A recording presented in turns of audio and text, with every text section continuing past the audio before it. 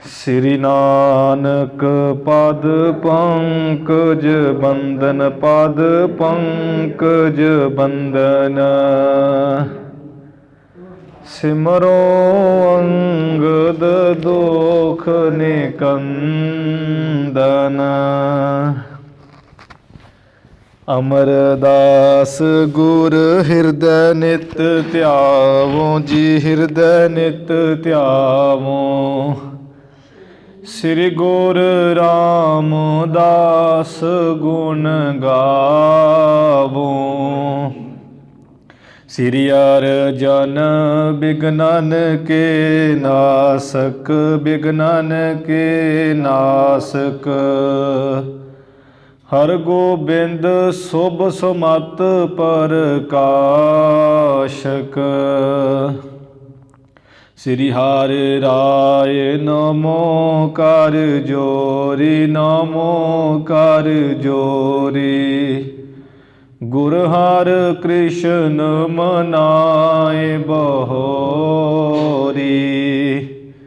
ਤੇਗ ਬਹਾਦਰ ਪਰਮ ਕਿਰਪਾਲਾ ਜੀ, ਪਰਮ ਕਿਰਪਾਲਾ। ਸ੍ਰੀ ਗੁਰ ਗੋਬਿੰਦ ਸਿੰਘ ਬਿਸਾਲਾ। ਤਰੋਂ ਤਰਾ ਪਰ ਪੁਨ ਪੁਨ ਸੀਸਾ ਜੀ, ਪੁਨ ਪੁਨ ਸੀਸਾ। ਬੰਦੋ ਬਾਰ ਬਾਰ ਜਗਦੀਸਾ। ਜਿਸ ਮਹਿ ਅੰਮ੍ਰਿਤ ਗਿਆਨ ਹੈ, ਮਾਣਿਕ ਭਗਤ ਵੈਰਾਗ। ਗੁਰੂ ਗ੍ਰੰਥ ਸਾਹਿਬ ਉਦਦ, ਬੰਦੋ ਕਰ ਅਨਰਾਗ। ਸ੍ਰੀ ਗੁਰ ਸ਼ਬਦ ਕਮਾਏ ਜਿਨ, ਜੀਤੇ ਪੰਚ ਵਿਕਾਰ।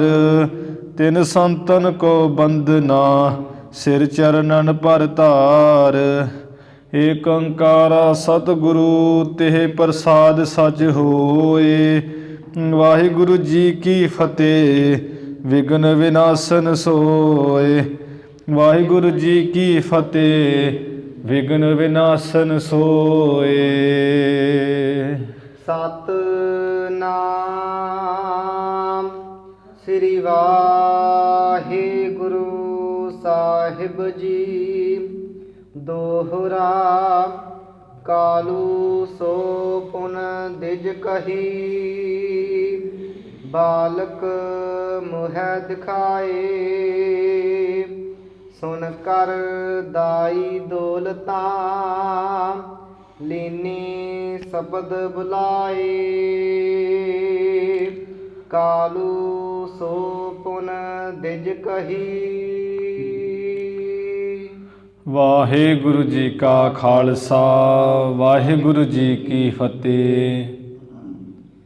ਸਤਿਗੁਰੂ ਦੀਨ ਦਿਆਲ ਭਗਤ ਵਛਲ, ਪਤਿਤ ਪਾਵਨ ਸ੍ਰੀ ਗੁਰੂ ਨਾਨਕ ਦੇਵ ਸਾਹਿਬ ਜੀ ਮਹਾਰਾਜ, ਪੰਥ ਦੇ ਵਾਲੀ, ਸਾਹਿਬੇ ਕਮਾਲ, ਅੰਮ੍ਰਿਤ ਕੇ ਦਾਤੇ ਸਤਿਗੁਰੂ। ਧੰਨ ਧੰਨ ਸ੍ਰੀ ਗੁਰੂ ਗੋਬਿੰਦ ਸਿੰਘ ਸਾਹਿਬ ਜੀ ਮਹਾਰਾਜ। ਦਸੇ ਗੁਰੂ ਸਾਹਿਬਾਨਾਂ ਦੀ ਆਤਮਿਕ ਜੋਤ, ਜਾਗਦੀ ਜੋਤ। ਚਵਰ ਛਤਰ ਸਿੰਘਾਸਣ ਤਖਤ ਦੇ ਮਾਲਕ, ਜੁਗੋ ਜੁਗ ਅਟਲ। ਗਰੀਬ ਨਿਵਾਜ ਸਤਿਗੁਰੂ ਧੰਨ ਧੰਨ ਸ੍ਰੀ ਗੁਰੂ ਗ੍ਰੰਥ ਸਾਹਿਬ ਜੀ ਮਹਾਰਾਜ। ਸਤਿਗੁਰੂ ਜੀ ਦੀ ਸਾਜੀ ਨਿਵਾਜੀ, ਗੁਰੂ ਪਿਆਰੀ, ਗੁਰੂ ਖਾਲਸਾ ਸਾਧ ਸੰਗਤ ਜੀਓ।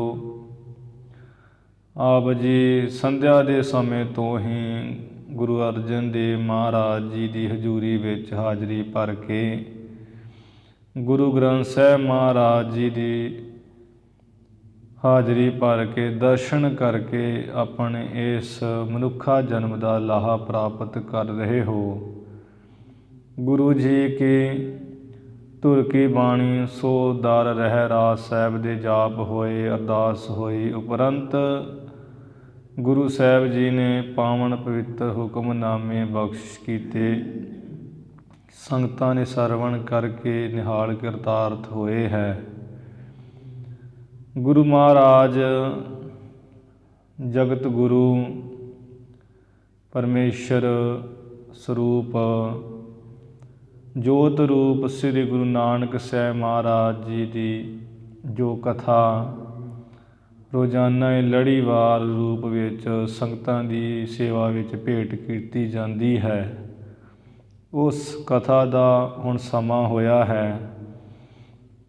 ਜਿਵੇਂ ਸਤਿਗੁਰੂ ਨਾਨਕ ਸਾਹਿਬ ਜੀ ਦਾ ਅਵਤਾਰ ਹੋਇਆ, ਉਸ ਵਕਤ ਜੋ ਬੇਦੀ ਵੰਸ਼ ਦੀ ਚਾਲੀ ਰੀਤੀ ਮਰਿਆਦਾ ਹੈ ਸੀ, ਬਾਬਾ ਕਲਿਆਣ ਚੰਦ ਜੀ ਨੇ ਉਸੇ ਤਰ੍ਹਾਂ ਹੀ ਉਹ ਕੀਤਾ ਕਰਾਇਆ ਸਾਰਾ ਕੁਝ।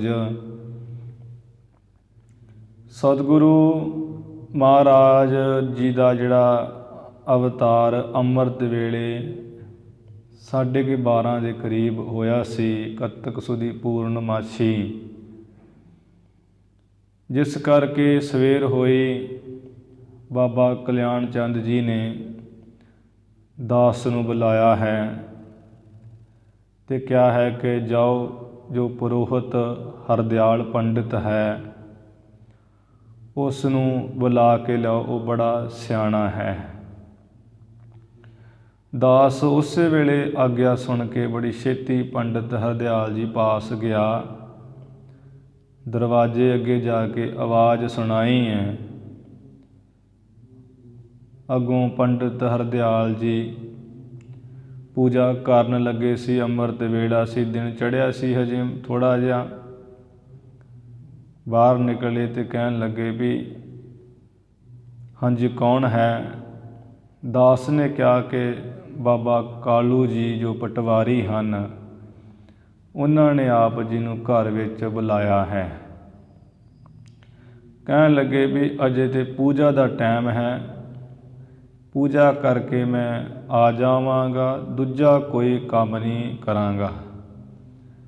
ਇਵੇਂ 2 ਘੰਟੇ 5 ਘੜੀਆਂ ਪੂਜਾ ਕਰਕੇ ਭਗਵਾਨ ਪਰਮੇਸ਼ਰ ਦੀ ਬਾਬਾ ਕਲਿਆਣ ਚੰਦ ਜੀ ਦੇ ਗ੍ਰਹਿ ਵਿਖੇ ਆ ਕੇ ਵੇਖਿਆ ਹੈ, ਬੜੇ ਉਤਸ਼ਾਹ ਖੁਸ਼ੀਆਂ ਹੋ ਰਹੀਆਂ ਹੈ। ਇਸ ਦਾ ਵੀ ਮਨ ਬੜਾ ਖੁਸ਼ ਹੋਇਆ। ਬਾਬਾ ਜੀ ਨੇ ਬੜੇ ਸਤਿਕਾਰ ਨਾਲ ਆਓ ਭਗਤ ਕਰਦਿਆਂ ਵਿਹੜੇ ਵਿੱਚ ਇੱਕ ਪਲੰਘ ਡਾਹ ਦਿੱਤਾ ਹੈ, ਉਸ ਉੱਪਰ ਬਿਠਾ ਦਿੱਤਾ। ਆਦਰ ਨਾਲ ਆਪ ਬੈਠ ਗਏ ਅਤੇ ਫਿਰ ਕਿਹਾ ਹੈ ਕਿ ਇਹ ਪੁਰੋਹਿਤ ਜੀ, ਪਰਮੇਸ਼ਰ ਦੀ ਕਿਰਪਾ ਨਾਲ ਸਾਡੇ ਗ੍ਰਹਿ ਵਿਖੇ ਬੜਾ ਸੁੰਦਰ ਪੁੱਤਰ ਹੋਇਆ ਹੈ, ਬਖਸ਼ਿਸ਼ ਹੋਈ ਹੈ। ਆਪ ਚੰਗੀ ਤਰ੍ਹਾਂ ਜਿਹੜੇ ਕੋਈ ਲਗਨ ਹੈ, ਸਮਾਂ ਹੈ, ਉਹ ਵਿਚਾਰ ਲਓ। ਪੁਰੋਹਿਤ ਹਰਦਿਆਲ ਜੀ ਨੇ ਕਿਹਾ ਵੀ ਆਪ ਦੱਸੋ ਕਿ ਇਹ ਬੱਚਾ ਜਦੋਂ ਬਾਲਕ ਪੈਦਾ ਹੋਇਆ, ਇਸ ਨੇ ਕਿਹੜਾ ਸ਼ਬਦ ਪਹਿਲਾਂ ਲਿਆ, ਕੀ ਆਵਾਜ਼ ਕੀਤੀ ਹੈ, ਕਿਸ ਸਮੇਂ ਹੋਇਆ ਹੈ? ਦੱਸਿਆ ਕਿ 2 ਪਹਿਰ ਰਾਤ ਦੇ ਬੀਤ ਗਏ ਸੀ ਅਤੇ 1 ਘੜੀ ਬੀਤੀ ਸੀ, ਭਾਵ 12:30 ਪੌਣ 1 ਦਾ ਟਾਈਮ ਸੀ, ਉਦੋਂ ਅਵਤਾਰ ਹੋਇਆ ਹੈ ਜਨਮ। ਬਾਕੀ ਜਿਹੜਾ ਕੋਈ ਸ਼ਬਦ ਲਿਆ ਹੈ ਉਹ ਦਾਈ ਨੂੰ ਪਤਾ ਹੋਵੇਗਾ। ਦਾਈ ਨੂੰ ਬੁਲਾਇਆ, ਦੌਲਤਾਂ ਨੂੰ, ਉਸ ਨੂੰ ਪੁੱਛਿਆ ਹੈ। ਉਸ ਨੇ ਹੈਰਾਨ ਹੋ ਕੇ ਦੱਸਿਆ ਵੀ ਮੇਰੇ ਹੱਥਾਂ ਵਿੱਚ ਬਹੁਤ ਬੱਚੇ ਜਨਮੇ ਹੈ, ਪਰ ਇਹ ਜਿਹੜਾ ਬਾਲਕ ਪੈਦਾ ਹੋਇਆ ਹੈ, ਇਹ ਤਾਂ ਮੈਂ ਅਚਰਜ ਅੱਜ ਤੱਕ ਜ਼ਿੰਦਗੀ ਦੇ ਵਿੱਚ ਕੋਈ ਨਹੀਂ ਵੇਖਿਆ ਹੈ ਐਸਾ ਬੱਚਾ। ਇਹ ਤਾਂ ਜਨਮ ਲੈਂਦੇ ਨਾ ਉਹ ਸ਼ਬਦ ਲਿਆ ਹੈ ਕਿ ਜਿਵੇਂ ਕੋਈ ਵੱਡਾ ਮਨੁੱਖ ਆਪਣੇ ਸੰਬੰਧੀ ਮਿੱਤਰ ਨੂੰ ਬੜਾ ਖੁਸ਼ ਹੋ ਕੇ ਮਿਲਦਾ, ਕੋਈ ਚਿੰਤਾ ਨਹੀਂ ਹੁੰਦੀ, ਇਵੇਂ ਹਾਸੇ ਆ ਮੁਸਕਰਾਏ। ਹੋਰਨਾਂ ਬੱਚਿਆਂ ਵਾਂਗ ਇਹ ਬਾਲਕ ਨਹੀਂ ਹੈ। ਸੁਣ ਕੇ ਪੁਰੋਹਿਤ ਹਰਦਿਆਲ ਜੀ ਨੇ ਆਪਣੇ ਅੰਦਰੀ ਵਿਚਾਰ ਕੀਤੀ, ਜੋਤਿਸ਼ ਲਾ ਕੇ, ਕਿ ਜਿਵੇਂ ਕਹਿੰਦੇ ਕਿ ਸ਼ੁਭ ਸਮਾਂ ਦੱਸਿਆ ਹੈ ਰਾਤ ਦਾ, ਥਿਤ ਵੀ ਚੰਗੀ ਹੈ, ਪੂਰਨਮਾਸ਼ੀ ਦਾ ਦਿਨ ਹੈ, ਇਸ ਤਰ੍ਹਾਂ ਜਿਹੜੇ ਸਾਰੇ ਲਗਨ ਚਿੰਨ੍ਹ ਸਾਰੇ ਬੜੇ ਸ਼ੁਭ ਹੈ। ਇਵੇਂ ਇਹ ਤਾਂ ਕੋਈ ਅਵਤਾਰੀ ਪੁਰਸ਼ ਹੈ ਅਤੇ ਮੇਰੀ ਇਹ ਦੇਹ ਸਫਲ ਹੀ ਹੋ ਜਾਵੇਗੀ ਜੇ ਮੈਂ ਇਹਨਾਂ ਦਾ ਦਰਸ਼ਨ ਕਰ ਲਵਾਂਗਾ। ਅਤੇ ਹਿਰਦੇ ਵਿੱਚ ਚਾਹਨਾ ਜੀ ਕੀਤੀ ਹੈ, ਜਿਵੇਂ ਚਾਹਨਾ ਜੀ ਕਰਕੇ ਅਤੇ ਬਾਬਾ ਕਲਿਆਣ ਚੰਦ ਜੀ ਨੂੰ ਕਿਹਾ ਹੈ ਪੁਰੋਹਿਤ ਹਰਦਿਆਲ ਜੀ ਨੇ, ਉਹ ਆਪਾਂ ਕਥਾ ਸਰਵਣ ਕਰੀਏ। ਕਥਾ ਸਰਵਣ ਕਰਨ ਤੋਂ ਪਹਿਲਾਂ ਗੁਰੂ ਜੀ ਦੇ ਚਰਨਾਂ ਵਿੱਚ ਨਵਾਓ ਸੀਸ, ਉਚਾਰਨ ਕਰੋ ਜੀ ਸਤਿਨਾਮ ਸ੍ਰੀ ਵਾਹਿਗੁਰੂ ਸਾਹਿਬ ਜੀ, ਸਤਿਨਾਮ ਸ੍ਰੀ ਵਾਹਿਗੁਰੂ ਸਾਹਿਬ ਜੀ। ਸਤਿਨਾਮ ਸ੍ਰੀ ਵਾਹਿਗੁਰੂ ਸਾਹਿਬ ਜੀ। ਦੋਹਰਾ ਕਾਲੂ ਸੋ ਪੁਨ ਦਿਜ ਕਹੀ। ਜਦੋਂ ਸਾਰਾ ਦਾਈ ਨੇ ਦੱਸਿਆ ਵੀ ਇਹ ਬਾਲਕ ਜਨਮ ਲੈਂਦੇ ਕੋਈ ਨਹੀਂ ਰੋਏ ਹੈ, ਹੱਸ ਰਹੇ ਸਨ, ਇਹ ਸ਼ਬਦ ਲਿਆ ਹੈ, ਆਹ ਸਮਾਂ ਸੀ। ਅਤੇ ਬਾਕੀ ਦੇ ਪੁਰੋਹਿਤ ਹਰਦਿਆਲ ਸਾਰਾ ਜਾਣਦਾ ਸੀ ਕਿ ਪੂਰਨਮਾਸ਼ੀ ਸੀ, ਰਾਤ ਕੱਤਕ ਦਾ ਮਹੀਨਾ ਹੈ। ਫਿਰ ਉਸਨੇ ਬੜਾ ਵਿਚਾਰ ਕੀਤੀ ਕਿ ਜ਼ਰੂਰ ਕੋਈ ਅਵਤਾਰ ਹੈ, ਇਸ ਦੇ ਸੀਸ ਉੱਪਰ ਛਤਰ ਝੁਲੇਗਾ, ਚੱਕਰਵਰਤੀ ਪਾਤਸ਼ਾਹ ਹੋਵੇਗਾ, ਦਿਗ ਵਿਜੇ ਕਰੇਗਾ, ਇਹਦੇ ਵਿੱਚ ਤਾਂ ਕੋਈ ਸੰਸ਼ਾ ਨਹੀਂ ਹੈ। ਉਹ ਮਨ 'ਚ ਚਾਹਨਾ ਕੀਤੀ ਵੀ ਮੇਰੀ ਦੇਹ ਸਫਲ ਹੋ ਜਾਏਗੀ ਜੇ ਮੈਂ ਇਹਨਾਂ ਦਾ ਦਰਸ਼ਨ ਕਰ ਲਵਾਂਗਾ। ਅਤੇ ਉਹ ਜਿਹੜੀ ਲਾਲਸਾ ਕੀਤੀ ਸੀ, ਐਵੇਂ ਬਾਬਾ ਕਲਿਆਣ ਚੰਦ ਜੀ ਨੂੰ ਫਿਰ ਪੁਰੋਹਿਤ ਹਰਦਿਆਲ ਜੀ ਨੇ ਇਵੇਂ ਗੱਲ ਕਹੀ, ਬਾਲਕ ਮੁਹਿ ਦਿਖਾਏ। ਵੀ ਐ ਕਲਿਆਣ ਚੰਦ ਜੀ, ਆ ਜਿਹੜਾ ਬਾਲਕ ਪੈਦਾ ਹੋਇਆ ਹੈ, ਇੱਕ ਵਾਰ ਤੇ ਤੁਸੀਂ ਮੈਨੂੰ ਦਿਖਾ ਦਿਓ।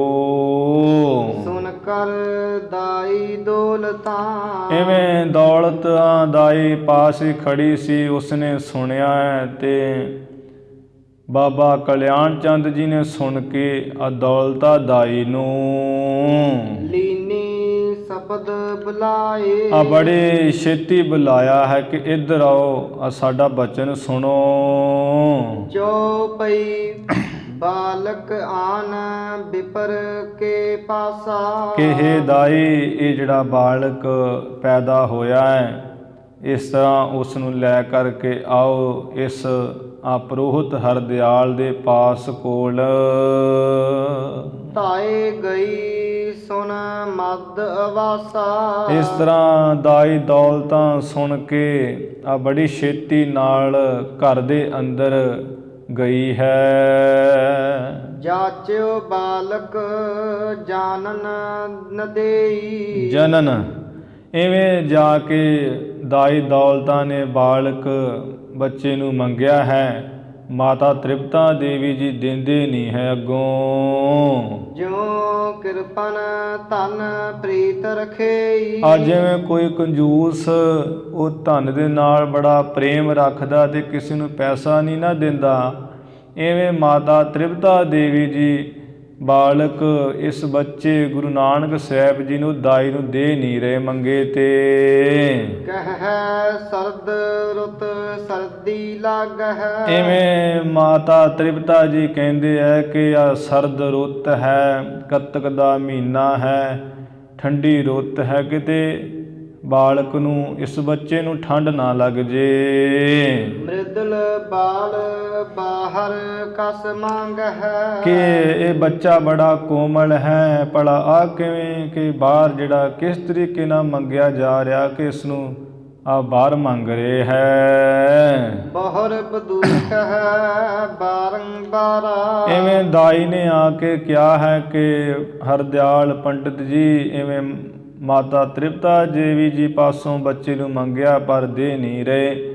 ਪਰ ਇਹ ਪੁਰੋਹਿਤ ਪੰਡਿਤ ਹਰਦਿਆਲ ਜੀ ਆ ਬਾਰ ਮੰਗ ਰਹੇ, ਕਹਿ ਰਹੇ ਵੀ ਇੱਕ ਵਾਰ ਤੇ ਮੈਨੂੰ ਦਰਸ਼ਨ ਕਰਾ ਦਿਓ। ਜਾਚਿਓ ਦਿਓ ਤਾਤ ਅਤ ਪਿਆਰਾ। ਇਵੇਂ ਜੋ ਮਾਂ ਨੂੰ ਪੁੱਤਰ ਅਤ ਦਾ ਪਿਆਰਾ ਹੈ ਤੇ ਬਾਰ-ਬਾਰ ਮੰਗਣੇ ਕਰਕੇ ਆ ਦੇ ਦਿੱਤਾ ਹੈ ਦਾਈ ਨੂੰ। ਲੇਕਰ ਦੌਲਤ ਬਾਹਰ ਆਈ। ਐਵੇਂ ਦਾਈ ਦੌਲਤ ਲੈ ਕਰਕੇ ਬੱਚੇ ਨੂੰ ਤੇ ਘਰ ਤੋਂ ਬਾਹਰ ਆ ਵਿਹੜੇ 'ਚ ਜਿੱਥੇ ਉਹ ਪਲੰਘ ਡਾਇਆ ਸੀ, ਬਾਬਾ ਕਲਿਆਣ ਚੰਦ ਜੀ ਤੇ ਪੰਡਿਤ ਹਰਦਿਆਲ ਜੀ ਬੈਠੇ ਸੀ, ਇੱਥੇ ਲੈ ਆਈ ਹੈ। ਆਨਨ ਆਰਨ ਜਾਤ ਸਹਾਈ। ਇਵੇਂ ਸਤਿਗੁਰੂ ਨਾਨਕ ਸਾਹਿਬ ਜੀ ਦਾ ਜਿਹੜਾ ਬਾਲ ਸਰੂਪ ਹੈ, ਆ ਜਿਹੜਾ ਮੁਖੜਾ ਹੈ ਮੁਖ, ਇਹ ਕਵਲ ਫੁੱਲ ਵਰਗਾ ਬੜਾ ਲਾਲ ਸੁਰਖ ਤੇ ਬੜਾ ਸੋਭਨੀਕ ਹੋ ਰਿਹਾ ਹੈ। ਲਗ ਤਨ ਜੋਤ ਵਿਸਾਲ ਬਿਰਾਜ ਹੈ। ਇਸ ਤਰ੍ਹਾਂ ਛੋਟਾ ਜਿਹਾ ਗੁਰੂ ਸਾਹਿਬ ਜੀ ਦਾ ਸਰੀਰ ਹੈ, ਨਾਜ਼ੁਕ ਜਿਹਾ ਕੋਮਲ ਜਿਹਾ, ਤੇ ਜਿਹੜੀ ਜੋਤ ਹੈ ਬੜੀ ਜਿਹੜੀ ਬਿਰਾਜ ਰਹੀ ਹੈ। ਭਾਵ ਗੁਰੂ ਜੀ ਦਾ ਜਿਹੜਾ ਇਹ ਛੋਟਾ ਜਿਹਾ ਸਰੀਰ ਹੈ ਬੜਾ ਚਮਕ ਦਮਕ ਰਿਹਾ ਹੈ, ਆ ਦਗਦਗ ਕਰ ਰਿਹਾ ਹੈ। ਜਿਉ ਬਟ ਅਖੈ ਰੂਪ ਲਗ ਸਾਜ ਹੈ। ਆ ਜਿਸ ਤਰ੍ਹਾਂ ਆ ਇਲਾਹਾਬਾਦ ਪ੍ਰਯਾਗਰਾਜ ਉੱਪਰ ਤ੍ਰਿਵੇਣੀ ਵਿੱਚ ਇੱਕ ਕਿਲ੍ਹਾ ਹੈ, ਤੇ ਉਹ ਕਿਲ੍ਹੇ ਦੇ ਵਿੱਚ ਇੱਕ ਭੌਰਾ ਦੇ ਭੌਰੇ ਦੇ ਥੱਲੇ ਜਿਹੜਾ ਇੱਕ ਬੋਹੜ ਦਾ ਬੂਟਾ ਹੈ, ਜੋ ਅਖੈ ਨਾ ਪੁੱਟਿਆ ਜਾਣ ਵਾਲਾ ਛੋਟੇ ਜਿਹੇ ਰੂਪ ਵਿੱਚ ਤੇ ਬੜਾ ਸਜ ਰਿਹਾ ਹੈ। ਇਵੇਂ ਉਹ ਸਨਾਤਨ ਮਤ ਵਿੱਚ ਮੰਨਿਆ ਜਾਂਦਾ ਹੈ, ਖਿਆਲ ਹੈ ਐਸਾ ਹੈ ਵੀ ਕਿ ਤ੍ਰਿਵੇਣੀ ਜਿਹੜਾ ਪ੍ਰਯਾਗਰਾਜ ਇਲਾਹਾਬਾਦ ਹੈ, ਉੱਥੇ ਜੋ ਤੀਰਥ ਹੈ ਤ੍ਰਿਵੇਣੀ 'ਚ, ਉੱਥੇ ਕਿਲ੍ਹੇ ਵਿੱਚ ਇੱਕ ਭੌਰਾ ਹੈ ਤੇ ਭੌਰੇ ਥੱਲੇ ਇੱਕ ਬੋਹੜ ਦਾ ਦਰਖਤ ਹੈ। ਉਹ ਕਿਹਾ ਜਾਂਦਾ ਵੀ ਇਹ ਜਦੋਂ ਸਾਰੀ ਜਿਹੜੀ ਹੈ ਧਰਤੀ ਤਹਿਸ ਨਹਿਸ ਮਹਾਂਪਰਲੇ ਆ ਜਾਏਗੀ, ਖਤਮ ਹੋ ਜਾਏਗੀ, ਪਰ ਉਹ ਜਿਹੜਾ ਬੋਹੜ ਦਾ ਦਰਖਤ ਹੈ ਉਹ ਕਿਸੇ ਪਾਸੇ ਨਹੀਂ ਜਾਏਗਾ, ਉਸੇ ਤਰ੍ਹਾਂ ਰਹੇਗਾ। ਤੇ ਇਵੇਂ ਵੀ ਖਿਆਲ ਕੀਤਾ ਜਾਂਦਾ ਹੈ ਕਿ ਭਗਵਾਨ ਉਸ ਵਕਤ ਬਾਲਕ ਰੂਪ ਹੋ ਕੇ ਤੇ ਉਸ ਬੋਹੜ ਦੇ ਦਰਖਤ 'ਤੇ ਆ ਕੇ ਬੈਠ ਜਾਣਗੇ, ਬਾਕੀ ਸਭ ਕੁਝ ਖਤਮ ਹੋ ਜਾਏਗਾ। ਇਵੇਂ ਸਨਾਤਨ ਮਤ ਵਿੱਚ ਉਹ ਖਿਆਲ ਕੀਤਾ ਜਾਂਦਾ ਹੈ। ਇਲਾਹਾਬਾਦ ਤ੍ਰਿਵੇਣੀ ਤੀਰਥਪੁਰ ਵਿੱਚ ਉਹ ਇਸ ਤਰ੍ਹਾਂ ਉਹ ਅਨੁਮਾਨ ਜਿਹਾ ਲਾ ਕੇ ਕਵੀ ਸਾਹਿਬ ਜੀ ਇੱਥੇ ਕਹਿ ਰਹੇ ਹੈ ਕਿ ਜਿਵੇਂ ਉਹ ਬੋਹੜ ਦਾ ਦਰਖਤ ਅਖੈ ਨਾ ਪੁੱਟਿਆ ਜਾਣ ਵਾਲਾ ਬੜਾ ਛੋਟਾ ਜਿਹਾ ਤੇ ਉਹ ਤ੍ਰਿਵੇਣੀ ਪ੍ਰਯਾਗਰਾਜ 'ਤੇ ਬੜਾ ਸੱਜ ਰਿਹਾ ਹੈ, ਇਵੇਂ ਸਤਿਗੁਰੂ ਨਾਨਕ ਸਾਹਿਬ ਜੀ ਦਾ ਜਿਹੜਾ ਸੁੰਦਰ ਸਰੀਰ ਹੈ ਛੋਟਾ ਜਿਹਾ ਬੜਾ ਸੋਭਨੀਕ ਸਜ ਧੱਜ ਰਿਹਾ ਹੈ। ਦੋਹਰਾ ਦਿਜਵਰ ਅਤ ਮਤਵਾਨ ਮਨ। ਇਵੇਂ ਜੋ ਸ੍ਰੇਸ਼ਟ ਬ੍ਰਾਹਮਣ ਪੁਰੋਹਿਤ ਹਰਦਿਆਲ ਹੈ, ਜੋ ਮਤ ਦਾ ਚੰਗੀ ਬੁੱਧੀ ਵਾਲਾ ਹੈ ਮਨ ਵਿੱਚ, ਸਰਬ ਲਿੰਗ ਪਹਿਚਾਨ। ਇਵੇਂ ਜਦੋਂ ਦਾਈ ਦੌਲਤਾਂ ਗੁਰੂ ਨਾਨਕ ਸਾਹਿਬ ਜੀ ਦਾ ਛੋਟਾ ਜਿਹਾ ਸਰੀਰ ਬਾਲਕ ਰੂਪ ਵਿੱਚ ਲੈ ਕੇ ਬਾਹਰ ਆਈ ਹੈ, ਪੁਰੋਹਿਤ ਹਰਦਿਆਲ ਨੇ ਇਵੇਂ ਸਾਰੇ ਸਰੀਰ ਦੇ ਜਿਹੜੇ ਚਿੰਨ੍ਹ ਅੰਗ ਉਹ ਪਹਿਚਾਨ ਲਏ ਹੈ। ਹੀਰਤ ਉਰ ਹਰ ਖਤ ਸਰਸ। ਇਵੇਂ ਦੇਖ ਰਿਹਾ ਹੈ, ਦੇਖ ਦੇਖ ਕੇ ਹਿਰਦੇ ਵਿੱਚ ਬੜਾ ਖੁਸ਼ ਤੇ ਆਨੰਦ ਹੋ ਰਿਹਾ ਹੈ। ਠਾਡਾ ਭਇਓ ਸੁਜਾਨ। ਇਵੇਂ ਜੋ ਪੁਰੋਹਿਤ ਹਰਦਿਆਲ ਬੜਾ ਸਿਆਣਾ ਹੈ, ਅੰਤਰਜਾਮਤਾ ਰੱਖਦਾ ਹੈ, ਹੱਥ ਜੋੜ ਕੇ ਤੇ ਸਤਿਗੁਰੂ ਜੀ ਦੇ ਸਰੂਪ ਨੂੰ ਖੜਾ ਹੋ ਗਿਆ ਹੈ। ਜੋ ਪਈ ਪੁਲਕਿਓ ਪਰਮ ਪ੍ਰੇਮ ਮਹਿ ਮਨੂਆ। ਇਵੇਂ ਮਨ ਦੇ ਵਿੱਚ ਬੜਾ ਇਹਦੇ ਪ੍ਰੇਮ ਜਾਗਿਆ ਹੈ, ਪ੍ਰੇਮ ਨਾਲ ਸਾਰੇ ਸਰੀਰ ਤੇ ਪੁਲਕਾਵਲੀ ਹੋ ਗਈ, ਲੂੰ ਕੰਡੇ ਖੜੇ ਹੋ ਗਏ ਇਸ ਪੁਰੋਹਿਤ ਦੇ। ਬੰਧਨ ਕਰ ਜਾਣਿਓ ਨਿਜ ਤਨੂਆ। ਕੀ ਪਾਂਡਿਆ? ਬੰਧਨ ਕਰ ਜਾਣਿਓ ਨਿਜ ਧਨੂਆ। ਇਸ ਤਰ੍ਹਾਂ ਗੁਰੂ ਜੀ ਦੇ ਬਾਲਕ ਸਰੂਪ ਨੂੰ ਪੰਡਿਤ ਹਰਦਿਆਲ ਜੀ ਨੇ ਮੱਥਾ ਟੇਕਿਆ ਹੈ। ਮੱਥਾ ਟੇਕਿਆ ਤੇ ਆਪਣੇ ਮਨ ਦੇ ਵਿੱਚ ਆਪਣੇ ਆਪ ਨੂੰ ਬੜਾ ਧਨ ਜਾਣਦਾ ਹੈ ਕਿ ਮੈਂ ਤੇ ਧਨ ਹੋ ਗਿਆ, ਜਿਸ ਨੇ ਇਸ ਬਾਲਕ ਦੇ ਆ ਦਰਸ਼ਨ ਕਰ ਲਏ, ਮੇਰਾ ਤੇ ਭਲਾ ਹੋ ਗਿਆ ਹੈ। ਜੋ ਜਨ ਇਸ਼ਟ ਦੇਵ ਕੋ ਦੋਖੀ। ਜੋ ਜਨ ਇਸ਼ਟ ਦੇਵ ਕੋ ਦੋਖੀ। ਦੋਖੀ ਲਿਖਿਆ ਦੇਖੀ। ਜਿਵੇਂ ਕੋਈ ਜਨ ਆਪਣੇ ਇਸ਼ਟ ਆਪਣੇ ਪਿਆਰੇ ਨੂੰ ਦੇਖ ਕੇ ਤੇ ਬੜਾ ਉਹ ਖੁਸ਼ ਆਨੰਦ ਹੁੰਦਾ ਹੈ। ਤਿਉ ਉਰ ਮਹਿ ਪਾ ਮੋਦ ਬਸੇਖੀ। ਐਵੇਂ ਇਹ ਉਸੇ ਤਰ੍ਹਾਂ ਹੀ ਪੁਰੋਹਿਤ ਹਰਦਿਆਲ ਹਿਰਦੇ ਵਿੱਚ ਆ ਬਹੁਤ ਹੀ ਜ਼ਿਆਦਾ ਖੁਸ਼ ਹੋਇਆ ਹੈ ਗੁਰੂ ਸਾਹਿਬ ਜੀ ਦਾ ਸਰੂਪ ਦੇਖ ਕੇ। ਸਭ ਅੰਗਨ ਕੇ ਸੁੰਦਰ ਲਛਣ। ਐਵੇਂ ਸਤਿਗੁਰੂ ਜੀ ਦੇ ਜਿਹੜੇ ਸੁੰਦਰ ਅੰਗ ਹੈ ਛੋਟੇ ਛੋਟੇ ਉਹਨਾਂ ਦੇ ਜਿਹੜੇ ਸਾਰੇ ਬੜੇ ਚੰਗੇ ਲੱਛਣ ਦੇਖੇ ਹੈ। ਲਗਿਓ ਬਿਲੋਕਨ ਬਿਪਰ ਬੇਚਛਣ।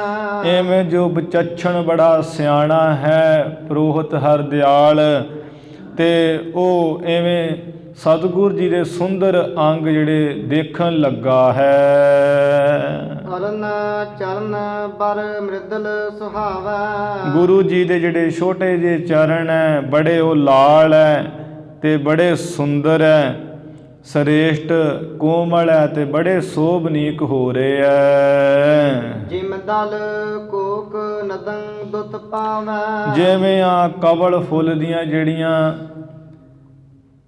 ਪੱਤੀਆਂ ਹੈ ਬੜੀਆਂ ਸੋਭਾ ਪਾਉਂਦੀਆਂ ਹੈ, ਇਸੇ ਤਰ੍ਹਾਂ ਸਤਿਗੁਰ ਜੀ ਦੇ ਜਿਹੜੇ ਚਰਨ ਹੈ ਜਿਹੜੇ 9 ਹੈ ਚਰਨਾਂ ਦੇ ਉਹ ਬੜੇ ਲਾਲ ਹੈ, ਸ੍ਰੇਸ਼ਟ ਹੈ, ਬੜੇ ਕੂਲੇ ਹੈ। ਸਤਿਗੁਰ ਜੀ ਦੇ ਚਰਨ ਦੇ ਸੋਭਨੀਕ ਹੋ ਰਹੇ ਹੈ। ਭੁਜ ਆ ਜਾਨ ਕੰਧ ਸ਼ੁਭ ਉੱਚੇ। ਇਸ ਤਰ੍ਹਾਂ ਸਤਿਗੁਰ ਜੀ ਦੇ ਜਿਹੜੀਆਂ ਸੁੰਦਰ ਬਾਹਾਂ ਹੈ ਭੁਜਾਵਾਂ ਹੈ ਆ ਗੋਡਿਆਂ ਤੱਕ ਲੰਮੀਆਂ ਹੈ ਤੇ ਕੰਧੇ ਜਿਹੜੇ ਹੈ ਮੋਢੇ ਹੈ ਆ ਬੜੇ ਸੋਹਣੇ ਉੱਚੇ ਹੈ। ਕਰਜ ਅਰਨ ਜੋ ਨਗ ਹੋਏ ਸੂਚੇ। ਇਸ ਤਰ੍ਹਾਂ ਗੁਰੂ ਜੀ ਦੇ ਜਿਹੜੇ ਕਰਜ ਕਹੀਏ ਇਹ 9 ਹੈ, ਉਹ 9 ਬੜੇ ਲਾਲ ਹੈ ਜਿਵੇਂ ਆ ਸੁੱਚੇ ਨਗ ਜੜੇ ਹੋਣ। ਕਰ ਸ਼ਾਖਾ ਇੱਕ ਸਾਰ ਬਿਸਸਾਲਾ। ਐਵੇਂ ਸਤਿਗੁਰ ਜੀ ਦੀਆਂ ਜਿਹੜੀਆਂ ਸੁੰਦਰ ਹਸਤ ਕਮਲਾਂ ਦੀਆਂ ਉਂਗਲਾਂ ਛੋਟੀਆਂ ਛੋਟੀਆਂ ਜਿਹੜੀਆਂ ਉਂਗਲਾਂ ਹੈ ਤੇ ਇੱਕ ਸਾਰ ਹੈ ਲੰਮੀਆਂ ਲੰਮੀਆਂ। ਇੱਕ ਤੇ ਹੁੰਦਾ ਨਾ ਜਿਵੇਂ ਕਈਆਂ ਦੇ ਹੱਥ ਹੁੰਦੇ ਅੰਗੂਠਾ ਜਿਹਾ ਤੇ ਉਂਗਲਾਂ ਚੌੜੀਆਂ ਜਿਹੀਆਂ ਹੁੰਦੀਆਂ ਹੈ, ਗੁਰੂ ਜੀ ਦੀਆਂ ਜਿਹੜੀਆਂ ਉਂਗਲਾਂ ਬੜੀਆਂ ਐ ਪਤਲੀਆਂ ਤੇ ਲੰਮੀਆਂ ਜੀਆਂ ਹਨ। ਉਰ ਆਯੁਤ ਸ਼ੋਭਤ ਸ਼ਬਸ਼ਾਲਾ।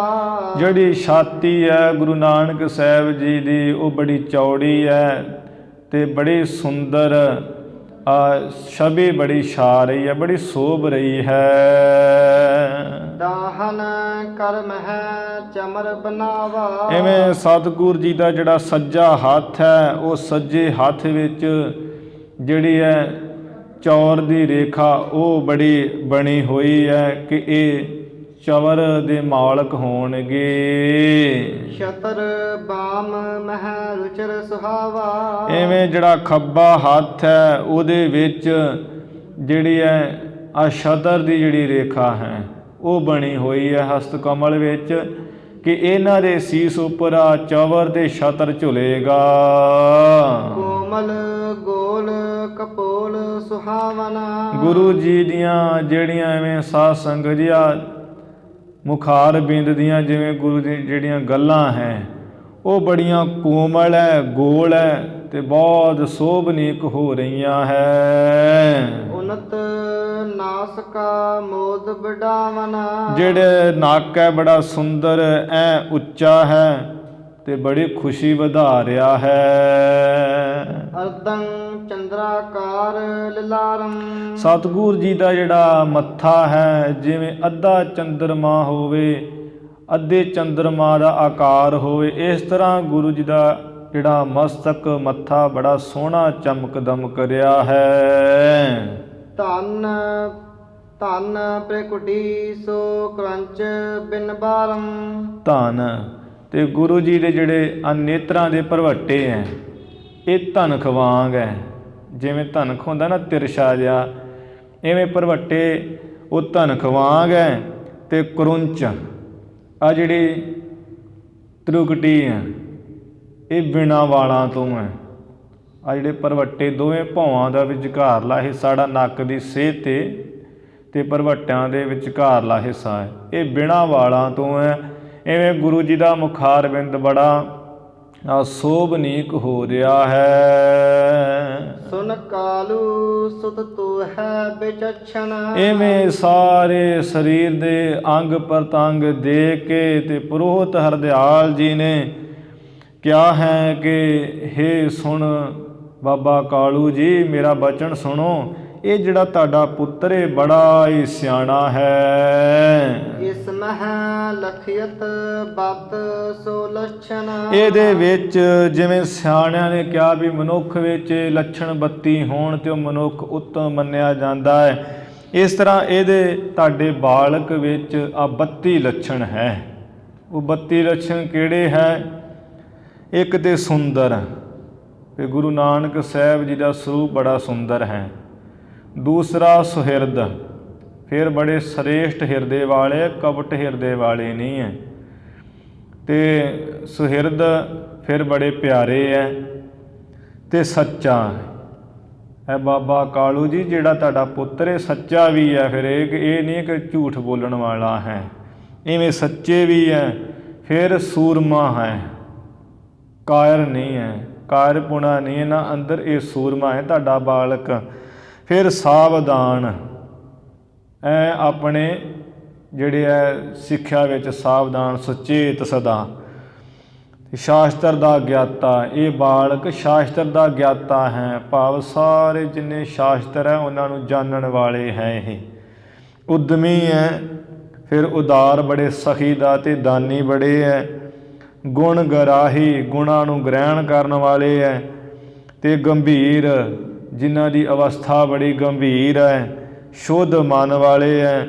ਫਿਰ ਧਰਮੀ ਹੈ ਪੂਰੇ, ਖਿਮਾਵਾਨ, ਕੋਈ ਕੁਝ ਵੀ ਬੋਲ ਦਵੇ ਉਹਨੂੰ ਖਿਮਾ ਕਰ ਦੇਣ ਵਾਲੇ ਹੈ। ਇੰਦਰੇ ਜਿੱਤ, ਆ ਜਿਹੜੇ ਇੰਦਰੀਆਂ ਹੈ ਇਹਨਾਂ ਨੂੰ ਜਿੱਤਣ ਵਾਲੇ ਹੈ। ਫਿਰ ਪਵਿੱਤਰ ਹੈ। ਫਿਰ ਨਿਮਰਤਾਵਾਨ ਵਾਲੇ ਹੈ। ਤੇ ਤੇਜਸਵੀ ਹੈ, ਤੇਜ ਪ੍ਰਤਾਪ ਵਾਲੇ ਹੈ। ਫਿਰ ਆਪ ਜੀ ਦੇ ਬਾਲਕ ਦਿਆਲੂ ਕਿਰਪਾਲੂ ਹੈ, ਵਾਹਿਗੁਰੂ ਦਾ ਪ੍ਰੇਮੀ ਹੈ। ਇਵੇਂ ਸੀਲਵਾਨ ਹੈ, ਸੀਲ ਗੁਣਾਂ ਵਾਲੇ ਹੈ। ਤੇ ਸੰਤੋਖੀ ਹਨ। ਫਿਰ ਉਪਕਾਰੀ ਹੈ, ਦੂਜਿਆਂ ਦੇ ਉੱਪਰ ਉਪਕਾਰ ਕਰਨ ਵਾਲੇ ਹੈ। ਫਿਰ ਵਿਚੱਖਣ ਚਤਰ ਹਨ। ਸ੍ਰੇਸ਼ਟ ਮਤੀ, ਸ੍ਰੇਸ਼ਟ ਮਤ ਵਾਲੇ ਹੈ। ਜਪੀ ਹੈ, ਤਪੀ ਹੈ। ਤੇ ਨਿੰਦਰਾ ਜਿੱਤ, ਨੀਂਦ ਨੂੰ ਜਿਨ੍ਹਾਂ ਨੇ ਜਿੱਤਿਆ ਹੋਇਆ ਹੈ। ਸਾਹਸੀ, ਫਿਰ ਹਠੀ ਹੈ, ਦ੍ਰਿੜ ਆਪਣੇ ਇਰਾਦੇ 'ਤੇ ਰਹਿਣ ਵਾਲੇ ਹੈ। ਸੰਜਮੀ ਹੈ, ਇਹ ਨਹੀਂ ਕਿ ਜੋ ਮਿਲਿਆ ਉਹ ਖਾਈ ਜਾਣਾ, ਸੰਜਮੀ ਹੈ। ਫਿਰ ਮਾਤਾ ਪਿਤਾ ਦੇ ਭਗਤ ਹੈ। ਤੇ ਇਵੇਂ ਜਤੀ ਹੈ, ਬ੍ਰਹਮਚਾਰੀ ਹੈ ਤੇ ਗਿਆਨੀ ਹੈ। ਇਵੇਂ ਜਿਹੜੇ 32 ਲੱਛਣ ਹੈ ਬਾਬਾ ਕਲਿਆਣ ਚੰਦ ਜੀ ਤੁਹਾਡੇ ਪੁੱਤਰ ਵਿੱਚ ਇਵੇਂ 32 ਲੱਛਣ ਪਾਏ ਜਾ ਰਹੇ ਹੈ। ਇਹ ਬੜਾ ਸਿਆਣਾ ਹੈ ਤੁਹਾਡਾ ਬੱਚਾ। ਕਰ ਤਰਵਾ ਇਹ ਊਰਦ ਆਈ। ਇਵੇਂ ਦੇਖਿਆ ਹੈ ਅਸਾਂ ਨੇ ਵੀ ਇਹਨਾਂ ਦੇ ਜਿਹੜੇ ਹਸਤ ਕਮਲ ਦੀ ਜਿਹੜੀ ਤਲੀ ਹੈ ਉਹ ਵੀ ਉੱਪਰ ਆਈ ਹੋਈ, ਨਹੀਂ ਤੇ ਉਂਝ ਆਮ ਤੇ ਸਾਰਿਆਂ ਦੀ ਤਲੀ ਨੀਵੀਂ ਹੁੰਦੀ ਹੈ। ਧਨ ਬਹੁ ਆਏ ਰਖੈ ਟਿਗ ਨਾਹੀ। ਬਾਕੀ ਤੁਹਾਨੂੰ ਦੱਸ ਦਿੰਦੇ ਆ ਕਿ ਇਹਨਾਂ ਪਾਸ ਧਨ ਪੈਸਾ ਦੇ ਬਹੁਤ ਆਵੇਗਾ ਤੇ ਉਹ ਕੋਲ ਨਹੀਂ ਰੱਖਣਗੇ, ਭਾਵ ਕਿ ਮਾਇਆ ਬਹੁਤ ਹੀ ਇਹਨਾਂ ਕੋ ਆਏਗੀ, ਦਾਨ ਹੀ ਕਰਦੇ ਜਾਣਗੇ। ਸਖੀ ਦਾਤੇ ਵਾਲਾ ਜਿਹੜਾ ਗੁਣ ਉਹੀ ਵਰਤਣਗੇ। ਪੜਿਓ ਸਮੁੰਦਰਿਕ ਮੈਂ ਬਹੁ ਸੋਧਾ। ਕਿਉਂਕਿ ਜਿਹੜੀ ਸਮੁੰਦਰਿਕ ਵਿਦਿਆ ਹੈ, ਜੋਤਿਸ਼ ਦੀ ਵਿਦਿਆ ਹੈ, ਉਹ ਮੈਂ ਬੜੀ ਚੰਗੀ ਤਰ੍ਹਾਂ ਸੋਧ ਵਿਚਾਰ ਕੇ ਪੜ੍ਹੀ ਹੋਈ ਹੈ। ਸਮੁੰਦਰੀ ਇੱਕ ਗ੍ਰੰਥ ਹੈ, ਉਹਦੇ ਵਿੱਚ ਹਸਤ ਰੇਖਾ ਤੇ ਆ ਜਿਹੜੇ ਪੈਰਾਂ ਦੀਆਂ ਰੇਖਾ ਹੈ, ਲਕੀਰਾਂ, ਇਹਨਾਂ ਬਾਰੇ ਸਾਰਾ ਕੁਝ ਉਹਦੇ ਵਿੱਚ ਲਿਖਿਆ ਹੁੰਦਾ ਹੈ। ਕਿਹੜੀ ਆ ਰੇਖਾ ਕਿੱਧਰ ਨੂੰ ਜਾ ਰਹੀ, ਹੱਥ ਦੀ ਆ ਪੈਰ ਦੀ ਰੇਖਾ ਕਿੱਧਰ ਹੈ। ਜਿਵੇਂ ਅਵਤਾਰਾਂ ਦੇ ਚਰਨਾਂ ਵਿੱਚ ਪਦਮ ਹੁੰਦਾ ਹੈ, ਇਹ ਸਾਰੀ ਸਮੁੰਦਰਿਕ ਵਿਦਿਆ ਨਾਲ ਜਾਣਿਆ ਜਾਂਦਾ ਹੈ। ਪੰਡਿਤ ਹਰਦਿਆਲ ਜੀ ਕਹਿ ਰਹੇ ਕਿ ਬਾਬਾ ਕਲਿਆਣ ਚੰਦ ਜੀ ਮੈਂ ਚੰਗੀ ਤਰ੍ਹਾਂ ਜਿਹੜੀ ਸਮੁੰਦਰਕ ਵਿਦਿਆ ਪੜਿਆ ਤੇ ਸੋਧੀ ਹੋਈ ਹੈ। ਸ਼ੁਭ ਗੁਣ ਸਭ ਇਸ ਮਹਿ ਕਹਿ ਪ੍ਰੋਧਾ। ਇਸ ਤਰ੍ਹਾਂ ਪੰਡਿਤ ਹਰਦਿਆਲ ਕਹਿ ਰਿਹਾ ਹੈ ਕਿ ਜਿਹੜੇ ਸ਼ੁਭ ਗੁਣ ਚੰਗੇ ਗੁਣ ਹੈ ਮੈਂ ਸਾਰੇ ਇਹਨਾਂ ਵਿੱਚ ਵੇਖੇ ਐ। ਮਹਿਮਾ ਅੰਮ੍ਰਿਤ ਮਨ ਹੈ ਮਹਿਮਾਨੀ। ਐਵੇਂ ਪੰਡਿਤ ਹਰਦਿਆਲ ਜੀ ਨੇ ਆਪਣੇ ਮਨ ਦੇ ਵਿੱਚ ਕਿ ਇਹਨਾਂ ਦੀ ਜਿਹੜੀ ਮਹਿਮਾ ਬੇਅੰਤ ਹੋਵੇਗੀ, ਇਹਨਾਂ ਦੀ ਮਹਿਮਾ ਅਪਰ ਅਪਾਰ ਬੇਅੰਤ ਹੈ, ਐਵੇਂ ਮਨ ਦੇ ਵਿੱਚ ਮੰਨਿਆ ਹੈ। ਅਵਤਾਰ ਸਤ ਚਿਤ ਜਾਨੀ। ਐਵੇਂ ਪੁਰੋਹਿਤ ਹਰਦਿਆਲ ਜੀ ਨੇ ਚਿੱਤ ਵਿੱਚ ਸੱਚ ਹੀ ਜਾਣ ਲਿਆ ਕਿ ਜੋ ਸਤ ਚੇਤਨ ਆਨੰਦ ਪਰਮੇਸ਼ਰ ਹੈ ਉਸ ਦਾ ਹੀ ਇਹ ਬਾਲਕ ਅਵਤਾਰ ਹੈ ਕੋਈ। ਤਿਜ ਦਰਸਾਏ ਤਾਏ ਟਿਗ ਮਾਤਾ। ਐਵੇਂ ਦਾਈ ਦੌਲਤਾਂ ਨੇ ਪੁਰੋਹਿਤ ਹਰਦਿਆਲ ਜੀ ਨੂੰ ਗੁਰੂ ਨਾਨਕ ਸਾਹਿਬ ਜੀ ਦਾ ਦਰਸ਼ਨ ਕਰਾ ਕੇ ਤੇ ਮਾਤਾ ਤ੍ਰਿਪਤਾ ਦੇਵੀ ਜੀ ਕੋਲ ਲੈ ਗਏ। ਦੀਨੋ ਜਾਏ ਜੋ ਸੁੰਦਰ ਤਾਤਾ। ਜੋ ਬੜਾ ਸੁੰਦਰ ਇਹ ਬੱਚਾ ਹੈ, ਬਾਲਕ ਹੈ, ਉਹ ਮਾਤਾ ਤ੍ਰਿਪਤਾ ਦੇਵੀ ਜੀ ਨੂੰ ਦੇ ਦਿੱਤਾ ਹੈ। ਨੰਦੀ ਮੁਖੰ ਸ਼ਰਾਧ ਕਰਵਾਇਓ। ਇਸ ਤਰ੍ਹਾਂ ਜਿਹੜਾ ਕੋਈ ਆ ਬੱਚੇ ਦਾ ਕੋਈ ਨਾੜੂ ਕੱਟਿਆ ਜਾਂਦਾ ਹੈ ਜਨਮ ਤੋਂ ਬਾਅਦ, ਤੇ ਉਸ ਤੋਂ ਬਾਅਦ ਹਿੰਦੂ ਮਤ ਅਨੁਸਾਰ ਜਿਹੜਾ ਕੋਈ ਭੋਜਨ ਪ੍ਰਸ਼ਾਦਾ ਛਕਾਇਆ ਜਾਂਦਾ ਉਹਨੂੰ ਨੰਦੀ ਸਰਾਧ ਕਿਹਾ ਜਾਂਦਾ ਹੈ। ਇਵੇਂ ਉਹ ਸਾਰਾ ਕੁਝ ਕਰਵਾਇਆ ਹੈ। ਬੇਦਨ ਬਿਦ ਜਿਉ ਵਿਪਰ ਬਤਾਇਓ। ਅੱਜ ਜਿਵੇਂ ਵੇਦਾਂ ਦੇ ਵਿੱਚ ਆ ਵਿਧੀ ਵਿਧਾਨ ਸੀ, ਇਵੇਂ ਪੁਰੋਹਿਤ ਹਰਦਿਆਲ ਜੀ ਨੇ ਦੱਸਿਆ ਹੋਇਆ ਸੀ, ਉਸੇ ਤਰ੍ਹਾਂ ਸਾਰਾ ਕੁਝ ਕੀਤਾ। ਇਹ ਤੇ ਸ੍ਰੀ ਗੁਰੂ ਨਾਨਕ ਸਾਹਿਬ ਮਹਾਰਾਜ ਜਦੋਂ ਵੱਡੀ ਉਮਰਾ ਹੋਈ ਹੈ ਸਰੀਰ ਦੀ, ਤੇ ਗੁਰੂ ਸਾਹਿਬ ਜੀ ਨੇ ਉਪਦੇਸ਼ ਕਰ ਕਰਕੇ ਤੇ ਇਹ ਸਰਾਧ ਸਰੂਦ ਜਿਹੜਾ ਸਾਨੂੰ ਰੋਕ ਦਿੱਤਾ ਸੀ ਕਿ ਜਿਵੇਂ ਇੱਕ ਵਾਰ ਬਾਬਾ ਕਲਿਆਣ ਚੰਦ ਜੀ ਵੀ ਆਪਣੇ ਪਿਤਾ ਸ਼ਿਵ ਰਾਮ ਜੀ ਦਾ ਤੇ ਮਾਤਾ ਬਨਾਰਸੀ ਜੀ ਦਾ ਸ਼ਰਾਧ ਕਰ ਰਹੇ ਸਨ। ਗੁਰੂ ਨਾਨਕ ਸਾਹਿਬ ਜੀ ਨੇ ਵੇਖਿਆ ਕਿ ਘਰ ਵਿੱਚ ਬਹੁਤ ਜਿਹੜੇ ਮਹਿਮਾਨ ਇਕੱਠੇ ਹੋਏ ਵੀ ਇਹ ਕੀ ਹੈ। ਆਏ ਤੇ ਗੁਰੂ ਸਾਹਿਬ ਜੀ ਕਹਿਣ ਲੱਗੇ ਵੀ ਪਿਤਾ ਜੀ ਇਹ ਕੀ ਹੋ ਰਿਹਾ ਹੈ। ਕਹਿੰਦੇ ਪੁੱਤਰ ਅੱਜ ਜਿਹੜੇ ਆਪਣੇ ਵੱਡੇ ਵਡੇਰੇ ਤੁਹਾਡੇ ਦਾਦਾ ਜੀ ਸ਼ਿਵ ਰਾਮ ਜੀ, ਮਾਤਾ ਬਨਾਰਸੀ ਜੀ ਤੁਹਾਡੇ ਦਾਦੀ ਜੀ, ਉਹਨਾਂ ਦੀ ਜਿਹੜੀ ਚੜ੍ਹਾਈ ਹੋਈ ਸੀ ਉਹਦੇ ਨਿਮਿਤ ਸ਼ਰਾਧ ਕਰਵਾ ਰਹੇ ਹਾਂ। ਪਿਤਰਾਂ ਨੂੰ ਭੋਜਨ ਛਕਾਉਣ ਵਾਸਤੇ ਬ੍ਰਾਹਮਣ ਇਕੱਠੇ ਕੀਤੇ ਹੋਏ। ਮਹਾਰਾਜ ਕਹਿਣ ਲੱਗੇ ਕਿ ਇਹ ਜਿਹੜਾ ਤੁਹਾਡਾ ਖੀਰ ਪੂੜੀ ਹੈ ਇਹ ਤਾਂ ਉਹਨਾਂ ਤੱਕ ਕੋਈ ਪਹੁੰਚਣਾ ਨਹੀਂ, ਉਹ ਤਾਂ ਹੁਣ ਉਸ ਥਾਂ 'ਤੇ ਚਲੇ ਗਏ ਹੈ ਜਿੱਥੇ ਖੀਰ ਪੂੜੀ ਦੀ ਕੋਈ ਜ਼ਰੂਰਤ ਹੀ ਨਹੀਂ, ਉਹ ਤਾਂ ਆਰਾਮ ਨਾਲ ਸੁੱਖ ਨਾਲ ਰਹਿ ਰਹੇ ਹੈ। ਬਾਬਾ ਕਲਿਆਣ ਚੰਦ ਜੀ ਕਹਿਣ ਲੱਗੇ ਵੀ ਪੁੱਤਰ ਇਹ ਕਿਵੇਂ ਦਾ ਬਚਨ ਅਸੀਂ ਕਿਵੇਂ ਮੰਨੀਏ। ਗੁਰੂ ਸਾਹਿਬ ਜੀ ਕਹਿਣ ਲੱਗੇ ਪਿਤਾ ਜੀ ਨੇਤਰ ਆਪਣੇ ਮੂੰਦ ਲਓ। ਨੇਤਰ ਬੰਦ ਕਰਵਾਏ ਤਾਂ ਇਵੇਂ ਜਿਵੇਂ ਕੋਈ ਸੁਪਨਾ ਆਇਆ ਹੁੰਦਾ ਹੈ। ਉਹ ਸੁਪਨੇ ਦੇ ਵਿੱਚ ਹੀ ਅੱਖਾਂ ਬੰਦ ਕੀਤੇ ਹੀ ਬਾਬਾ ਕਲਿਆਣ ਚੰਦ ਜੀ ਉਹ ਵੇਖਿਆ ਜਾ ਕੇ ਇੱਕ ਬੜੇ ਸੁੰਦਰ ਮਹਿਲ ਉਸਰੇ ਹੋਏ ਹੈ ਤੇ ਸੁੱਖ ਦੇ ਨਾਲ ਬਾਬਾ ਸ਼ਿਵ ਰਾਮ ਜੀ, ਮਾਤਾ ਬਨਾਰਸੀ ਜੀ ਰਹਿ ਰਹੇ ਹੈ। ਚੰਗੇ ਚੰਗੇ ਭੋਗ ਪਦਾਰਥ ਛਕ ਰਹੇ ਹੈ। ਤੇ ਉਹ ਵੇਖ ਕੇ ਫਿਰ ਬਾਬਾ ਕਲਿਆਣ ਚੰਦ ਜੀ ਦਾ ਵੀ ਜੀ ਜਾ ਕਰੇ ਵੀ ਅਸੀਂ ਇੱਥੇ ਰਹਿ ਜਾਈਏ। ਤੇ ਫਿਰ ਉਹ ਸਤਿਗੁਰੂ ਜੀ ਨੇ ਜਿਹੜਾ ਹਿਲਾਇਆ, ਥੋੜ੍ਹਾ ਜਿਹਾ ਹਿਲਾਇਆ ਚਲਾਇਆ, ਅਤੇ ਜਦੋਂ ਉੱਥੇ ਬਾਬਾ ਕਲਿਆਣ ਚੰਦ ਜੀ ਉਹ ਸੁਪਨੇ ਮਾਤਰ ਹੀ ਪਹੁੰਚੇ ਸੀ। ਪੁੱਛਿਆ ਕਿ ਬਾਬਾ ਸ਼ਿਵ ਰਾਮ ਜੀ ਉਹਨਾਂ ਨੂੰ ਕਿ ਪਿਤਾ ਜੀ ਤੁਸੀਂ ਇੱਥੇ ਕਿਵੇਂ ਇੰਨੇ ਸੁੱਖ ਵਿੱਚ। ਉਹ ਅੱਗੋਂ ਕਹਿਣ ਲੱਗੇ ਵੀ ਕਲਿਆਣ ਚੰਦ ਪੁੱਤਰ ਤੂੰ ਧੰਨ ਹੈ, ਤੂੰ ਤੇ ਧੰਨ ਹੈ ਜਿਸ ਨੇ ਤਪ ਕੀਤਾ ਤੇ ਤੇਰੇ ਘਰ ਪਰਮੇਸ਼ਰ ਨੇ ਅਵਤਾਰ ਧਾਰਨ ਕੀਤਾ ਹੈ।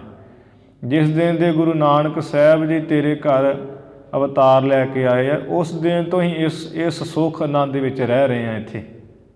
ਉਦੋਂ ਦਾ ਹੀ ਸਾਨੂੰ ਖੁਸ਼ੀ ਖੇੜਾ ਬਣਿਆ ਹੈ। ਫਿਰ ਬਾਬਾ ਕਲਿਆਣ ਚੰਦ ਜੀ ਨੂੰ ਗੁਰੂ ਨਾਨਕ ਸਾਹਿਬ ਜੀ ਨੇ ਇਸ ਹਿਲਾ ਦਿੱਤਾ ਐਵੇਂ। ਅਤੇ ਉਹ ਫਿਰ ਬਾਬਾ ਕਲਿਆਣ ਚੰਦ ਜੀ ਨੇ ਉਸ ਗਿਆਤ ਗਿਆਨ ਹੋਇਆ ਸੀ ਕਿ ਗੁਰੂ ਨਾਨਕ ਸਾਹਿਬ ਜੀ ਨੇ ਉਸ ਵਕਤ ਫਿਰ ਮਾਇਆ ਪਾ ਦਿੱਤੀ ਸੀ। ਇਵੇਂ ਉਹ ਸੁਪਨੇ ਵਿੱਚ ਹੀ ਦਿਖਾਇਆ ਸੀ ਕਿ ਜਿਹੜੇ ਤੁਸੀਂ ਪਿੱਤਰਾਂ ਨੂੰ ਇਹ ਭੋਜਨ ਪ੍ਰਸ਼ਾਦਾ ਦੇ ਰਹੇ ਹੋ, ਸਰਾਧ ਕਰ ਰਹੇ ਹੋ, ਉਹਦੇ ਉੱਥੇ ਸੁੱਖ ਆਨੰਦ ਨਾਲ ਰਹਿ ਰਹੇ ਹੈ, ਇਹਦੀ ਕੋਈ ਜ਼ਰੂਰਤ ਨਹੀਂ ਹੈ। ਅਤੇ ਇਹ ਜਿਹੜਾ ਹੁਣ ਇੱਥੇ ਕੋਈ ਜ਼ਿਕਰ ਆ ਰਿਹਾ ਹੈ ਕਿ ਨੰਦੀ ਸਰਾਧ ਕਰਾਇਆ, ਉਸ ਵਕਤ ਗੁਰੂ ਨਾਨਕ ਸਾਹਿਬ ਜੀ ਅਜੇ ਨਾੜੂ ਜਿਹੜਾ ਸਰੀਰ ਦਾ ਜਿਵੇਂ ਬੱਚੇ ਦਾ ਕੱਟਿਆ ਜਾਂਦਾ ਉਸ ਵਕਤ ਕਰਾਇਆ ਜਾਂਦਾ ਹੈ। ਉਹਦੇ ਆਧਾਰ 'ਤੇ ਨੰਦੀ ਸਰਾਧ ਕਰਵਾਇਆ ਸੀ। ਇਵੇਂ ਗੁਰੂ ਨਾਨਕ ਸਾਹਿਬ ਜੀ ਦੇ ਬਾਅਦ ਇਹ ਕੋਈ ਇਹੋ ਜਿਹਾ ਕੁਝ ਨਹੀਂ ਹੋਇਆ ਹੈ। ਅਤੇ ਨਾ ਵੈਸੇ ਵੀ ਗੁਰਬਾਣੀ ਵਿੱਚ ਬਚਨ ਆਉਂਦੇ ਕਿ ਅੱਜ ਵੀ ਉਹ ਕਈ ਸਿੱਖ ਹੋ ਕੇ ਸ਼ਰਾਧਾਂ ਸ਼ਰੂਧਾਂ 'ਚ ਪੈਂਦੇ ਹੈ ਕਿ ਇਹਨਾਂ ਕੀਤਾਂ ਬਿਨਾਂ ਗੁਜ਼ਾਰਾ ਨਹੀਂ ਹੈ। ਅਤੇ ਕਈ ਆ ਭੋਜਨ ਪ੍ਰਸ਼ਾਦਾ ਜਿਹੜਾ ਹੈ ਦਿਨ ਦਿਹਾੜ 'ਤੇ ਗੁਰਦੁਆਰਾ ਸਾਹਿਬ ਵੀ ਦੇ ਕੇ ਜਾਂਦੇ ਹੈ ਆਪਣੇ ਵੱਡੇ ਵਡੇਰੇ ਵਾਸਤੇ। ਠੀਕ ਹੈ ਕਿ ਜਿਹਨੇ ਕੋਈ ਸੇਵਾ ਕੀਤੀ ਹੈ ਜੀਂਦੇ ਜਾਗਦੇ ਆਪਣੇ ਬਜ਼ੁਰਗ ਦੀ, ਉਹ ਬਾਅਦ 'ਚ ਦੇਵੇ ਤਾਂ ਚੰਗੀ ਗੱਲ ਹੈ। ਪਰ ਜੇ ਜੀਂਦਿਆਂ ਉਸ ਨੂੰ ਮੁੱਕੀਆਂ ਲੱਤਾਂ ਮਾਰ ਮਾਰ ਕੇ ਅਤੇ ਤੂੜੀ ਵਾਲੇ ਕਮਰੇ 'ਚ ਵਾੜ ਛੱਡਿਆ ਹੈ, ਰੋਟੀ ਪਾਣੀ ਪੁੱਛਿਆ ਨਹੀਂ ਕਦੀ, ਜੀਂਦੇ ਜੀ ਨਹੀਂ ਪੁੱਛਿਆ, ਅਤੇ ਮਗਰੋਂ ਜਿਹੜਾ ਕੁਝ ਕਰਨਾ ਹੈ ਕੋਈ ਲਾਭਦਾਇਕ ਨਹੀਂ, ਕੋਈ ਫਾਇਦਾ ਨਹੀਂ ਹੈ। ਜਦੋਂ ਜੀਂਦੇ ਨਹੀਂ ਖਵਾਇਆ ਅਤੇ ਮਗਰੋਂ ਕੀ ਖਵਾਉਣਾ ਹੈ। ਉਹ ਭਗਤ ਕਬੀਰ ਮਹਾਰਾਜ ਜੀ ਫਿਰ ਸਾਡੇ ਇਸੇ ਲੱਛਣਾਂ ਨੂੰ ਵੇਖ ਕੇ ਉਹਨਾਂ ਨੇ ਇੱਕ ਵਚਨ ਕੀਤਾ ਹੈ ਕਿ ਜੀਵਤ ਪਿੱਤਰ ਨਾ ਮਾਨੇ ਕੋ ਮੂੰਹੇ ਸਿਰਾਧ ਕਰਾਹੀ, ਕਿ ਜੀਂਦਿਆਂ ਤਾਂ ਕੋਈ ਬਜ਼ੁਰਗਾਂ ਨੂੰ ਆਪਣੇ ਨੂੰ ਮੰਨਦਾ ਨਹੀਂ ਹੈ ਅਤੇ ਮਰੇ ਪਿੱਛੋਂ ਸਰਾਧ ਕਰਾਉਂਦੇ ਹੈ। ਅਤੇ ਉਹ ਜਿਹੜਾ ਸਰਾਧ ਕਰਾਇਆ ਹੈ ਅਤੇ ਉਹ ਵਿਚਾਰਾ ਬਪਰਾ ਜਿਹੜਾ ਬਜ਼ੁਰਗ ਹੈ ਵੀ ਉਹਨੇ ਕੀ ਖਾਣਾ ਹੈ। ਉਹ ਕਈ ਲੋਕ ਕਰਾਉਂਦੇ ਸਰਾਧ ਇਵੇਂ, ਅਤੇ ਉਹ ਫਿਰ ਕੋਈ ਖੀਰ ਖਾਰ ਬਣਾ ਕੇ ਅਤੇ ਉੱਪਰ ਕੋਠੇ 'ਤੇ ਰੱਖ ਦਿੰਦੇ ਹੈ, ਜਾਂ ਕੋਈ ਵਸਤੂਆਂ ਬਣਾ ਕੇ ਅਤੇ ਕੁੱਤਿਆਂ ਨੂੰ ਪਾ ਦਿੰਦੇ ਹੈ। ਕਊਗਾ ਕੂਕਰ ਖਾਹੀ, ਵੀ ਉਹ ਪਿੱਤਰ ਜਿਹੜਾ ਵਿਚਾਰਾ ਬਜ਼ੁਰਗ ਉਹਨੂੰ ਕੀ ਪਹੁੰਚਣਾ, ਕੁੱਤੇ ਕਾਂ ਹੀ ਖਾ ਜਾਂਦੇ, ਉਹਦਾ ਕੋਈ ਲਾਭ ਨਹੀਂ ਹੈ। ਇਵੇਂ ਸਾਧ ਸੰਗਤ ਜੀ ਜਿਹਨੇ ਜੀਂਦੇ ਜੀ ਸੇਵਾ ਕੀਤੀ ਹੈ ਉਹਦਾ ਮਗਰੋਂ ਦਿੱਤਾ ਹੈ ਪ੍ਰਸ਼ਾਦਾ ਤਾਂ ਠੀਕ ਹੈ, ਪਰ ਜਿਹਨੇ ਜੀਂਦੇ ਜੀ ਕੁਝ ਨਹੀਂ ਕੀਤਾ ਮਗਰੋਂ ਵੀ ਕੋਈ ਫਾਇਦਾ ਨਹੀਂ ਹੈ। ਇਵੇਂ ਸਤਿਗੁਰੂ ਜੀ ਨੇ ਇਹਨਾਂ ਸਰਾਧਾਂ ਤੋਂ ਬਾਅਦ ਵਿੱਚ ਹਟਾ ਦਿੱਤਾ ਸੀ। ਇੱਥੇ ਜਿਹੜੀ ਗੱਲ ਹੈ ਵਿਚਾਰ ਹੈ ਇਹ ਤੇ ਗੁਰੂ ਸਾਹਿਬ ਜੀ ਦੇ ਅਵਤਾਰ ਸਮੇਂ ਦੀ ਹੈ ਕਥਾ। ਕਾਲੂ ਕਹਿ ਨਾਮ ਸਿਸ ਰੱਖੋ। ਇਵੇਂ ਸਭ ਵਿਧੀ ਨਾਲ ਜਿਵੇਂ ਪੁਰੋਹਿਤ ਹਰਦਿਆਲ ਜੀ ਨੇ ਦੱਸਿਆ ਸੀ ਉਹ ਸਾਰਾ ਕੁਝ ਕੀਤਾ ਹੈ। ਅਤੇ ਫਿਰ ਬਾਬਾ ਕਾਲੂ ਜੀ ਨੇ ਕਿਹਾ ਹੈ ਕਿ ਪੁਰੋਹਿਤ ਜੀ ਇੰਝ ਕਰੋ, ਇਸ ਬਾਲਕ ਦਾ ਹੁਣ ਤੁਸੀਂ ਕੋਈ ਨਾ ਕੋਈ ਨਾਮ ਜਿਹੜਾ ਸ਼ੁਭ ਜਿਹਾ ਵੇਖ ਕੇ ਰੱਖੋ। ਬਰਨ ਸੋਧ ਸ਼ੁੱਧ ਮੁਝ ਸੋ ਭਖੋ। ਐਵੇਂ ਅੱਖਰਾਂ ਨੂੰ ਸੋਧ ਕੇ ਚੰਗੇ ਸ਼ੁੱਧ ਅੱਖਰ ਲੈ ਕੇ ਤੇ ਇਹਨਾਂ ਦਾ ਨਾਮ ਮੈਨੂੰ ਦੱਸੋ। ਫਿਰ ਸੁਨ ਕਾਲੂ ਇਸ ਨਾਮ ਅਪਾਰਾ। ਤੇ ਸੁਣ ਕੇ ਪੁਰੋਹਿਤ ਹਰਦਿਆਲ ਜੀ ਨੇ ਕਿਹਾ ਕਿ ਇਹ ਕਲਿਆਣ ਚੰਦ ਜੀ, ਇਹ ਜਿਹੜਾ ਤੁਸੀਂ ਇਸ ਬੱਚੇ ਦਾ ਨਾਮ ਕਹਿ ਰਹੇ, ਇਸ ਦਾ ਨਾਮ ਕੋਈ ਐਵੇਂ ਨਹੀਂ ਰੱਖਣਾ ਹੈ। ਇਸ ਦਾ ਨਾਮ ਤੇ ਬਹੁਤ ਹੀ ਐਵੇਂ ਮਹਾਨ ਹੋ ਰੱਖੋ ਕਰ ਸੋਧ ਵਿਚਾਰਾ। ਮੈਂ ਚੰਗੀ ਤਰ੍ਹਾਂ ਏਕ ਅੱਖਰੀ ਕੋਸ਼ ਦੇ ਹਿਸਾਬ ਨਾਲ ਸੋਧ ਵਿਚਾਰ ਕੇ ਇਸ ਬਾਲਕ ਦਾ ਨਾਮ ਮਹਾਨ ਰੱਖਾਂਗਾ। ਅਬ ਨਿਜ ਕੁਲ ਕੀ ਕੀਜਹਿ ਚਾਲੀ। ਹੁਣ ਤੁਸੀਂ ਇੰਝ ਕਰੋ ਜੋ ਕੁਲ ਦੀ ਚਾਲੀ ਹੈ, ਰੀਤੀ ਮਰਿਆਦਾ ਹੈ। ਜੋ ਜਾਚਹਿ ਤੇ ਭੇਜ ਨਾ ਖਾਲੀ। ਮੈਂ ਤੇ ਇਹੀ ਕਹਾਂਗਾ ਕਿ ਆਪ ਜੀ ਦੇ ਘਰ ਬਹੁਤ ਮਹਾਨ ਕੋਈ ਅਵਤਾਰ ਪੁਰਸ਼ ਉਸ ਅਵਤਾਰ ਨੇ ਜਨਮ ਲੈ ਲਿਆ ਹੈ। ਇਸ ਕਰਕੇ ਜਿਹੜਾ ਵੀ ਕੋਈ ਤੁਹਾਡੇ ਕੋਲ ਕੁਝ ਮੰਗਦਾ ਹੈ, ਦਾਨ ਮੰਗਦਾ ਹੈ, ਲੀੜਾ ਕੱਪੜਾ ਕੁਝ ਵੀ, ਤਾਂ ਕਿਸੇ ਨੂੰ ਤੁਸੀਂ ਖਾਲੀ ਨਾ ਭੇਜੋ। ਇਵੇਂ ਦਾਨ ਪੁੰਨ ਕਰੋ ਵੱਧ ਤੋਂ ਵੱਧ। ਦੋਹਰਾ ਇਹ ਬਿਦ ਕਹਿ ਦਿਜ ਬਰ ਗਇਓ। ਇਸ ਤਰ੍ਹਾਂ ਕਹਿ ਕਰਕੇ ਸ੍ਰੇਸ਼ਟ ਬ੍ਰਾਹਮਣ ਪੰਡਤ ਹਰਦਿਆਲ ਜੀ ਆਪਣੇ ਘਰ ਨੂੰ ਚਲਾ ਗਿਆ। ਜੋਤਿਸ਼ ਕਰਤ ਵਿਚਾਰ। ਇਵੇਂ ਜੋਤਿਸ਼ ਜੋ ਪੜ੍ਹਿਆ ਹੋਇਆ ਸੀ ਤੇ ਉਹ ਜੋਤਿਸ਼ ਦੀ ਵਿਚਾਰ ਕਰਦਾ ਹੈ ਘਰ ਜਾ ਕੇ। ਤੋਰਨ ਸੁੰਦਰੰ ਬਾਂਧਤ। ਇਸ ਤਰ੍ਹਾਂ ਉਹ ਪੁਰੋਹਿਤ ਤੇ ਆਪਣੇ ਘਰ ਚਲਾ ਗਿਆ ਹੈ। ਇੱਧਰੋਂ ਦਲ ਪਰ ਤੋਰਨ ਸੁੰਦਰੰ।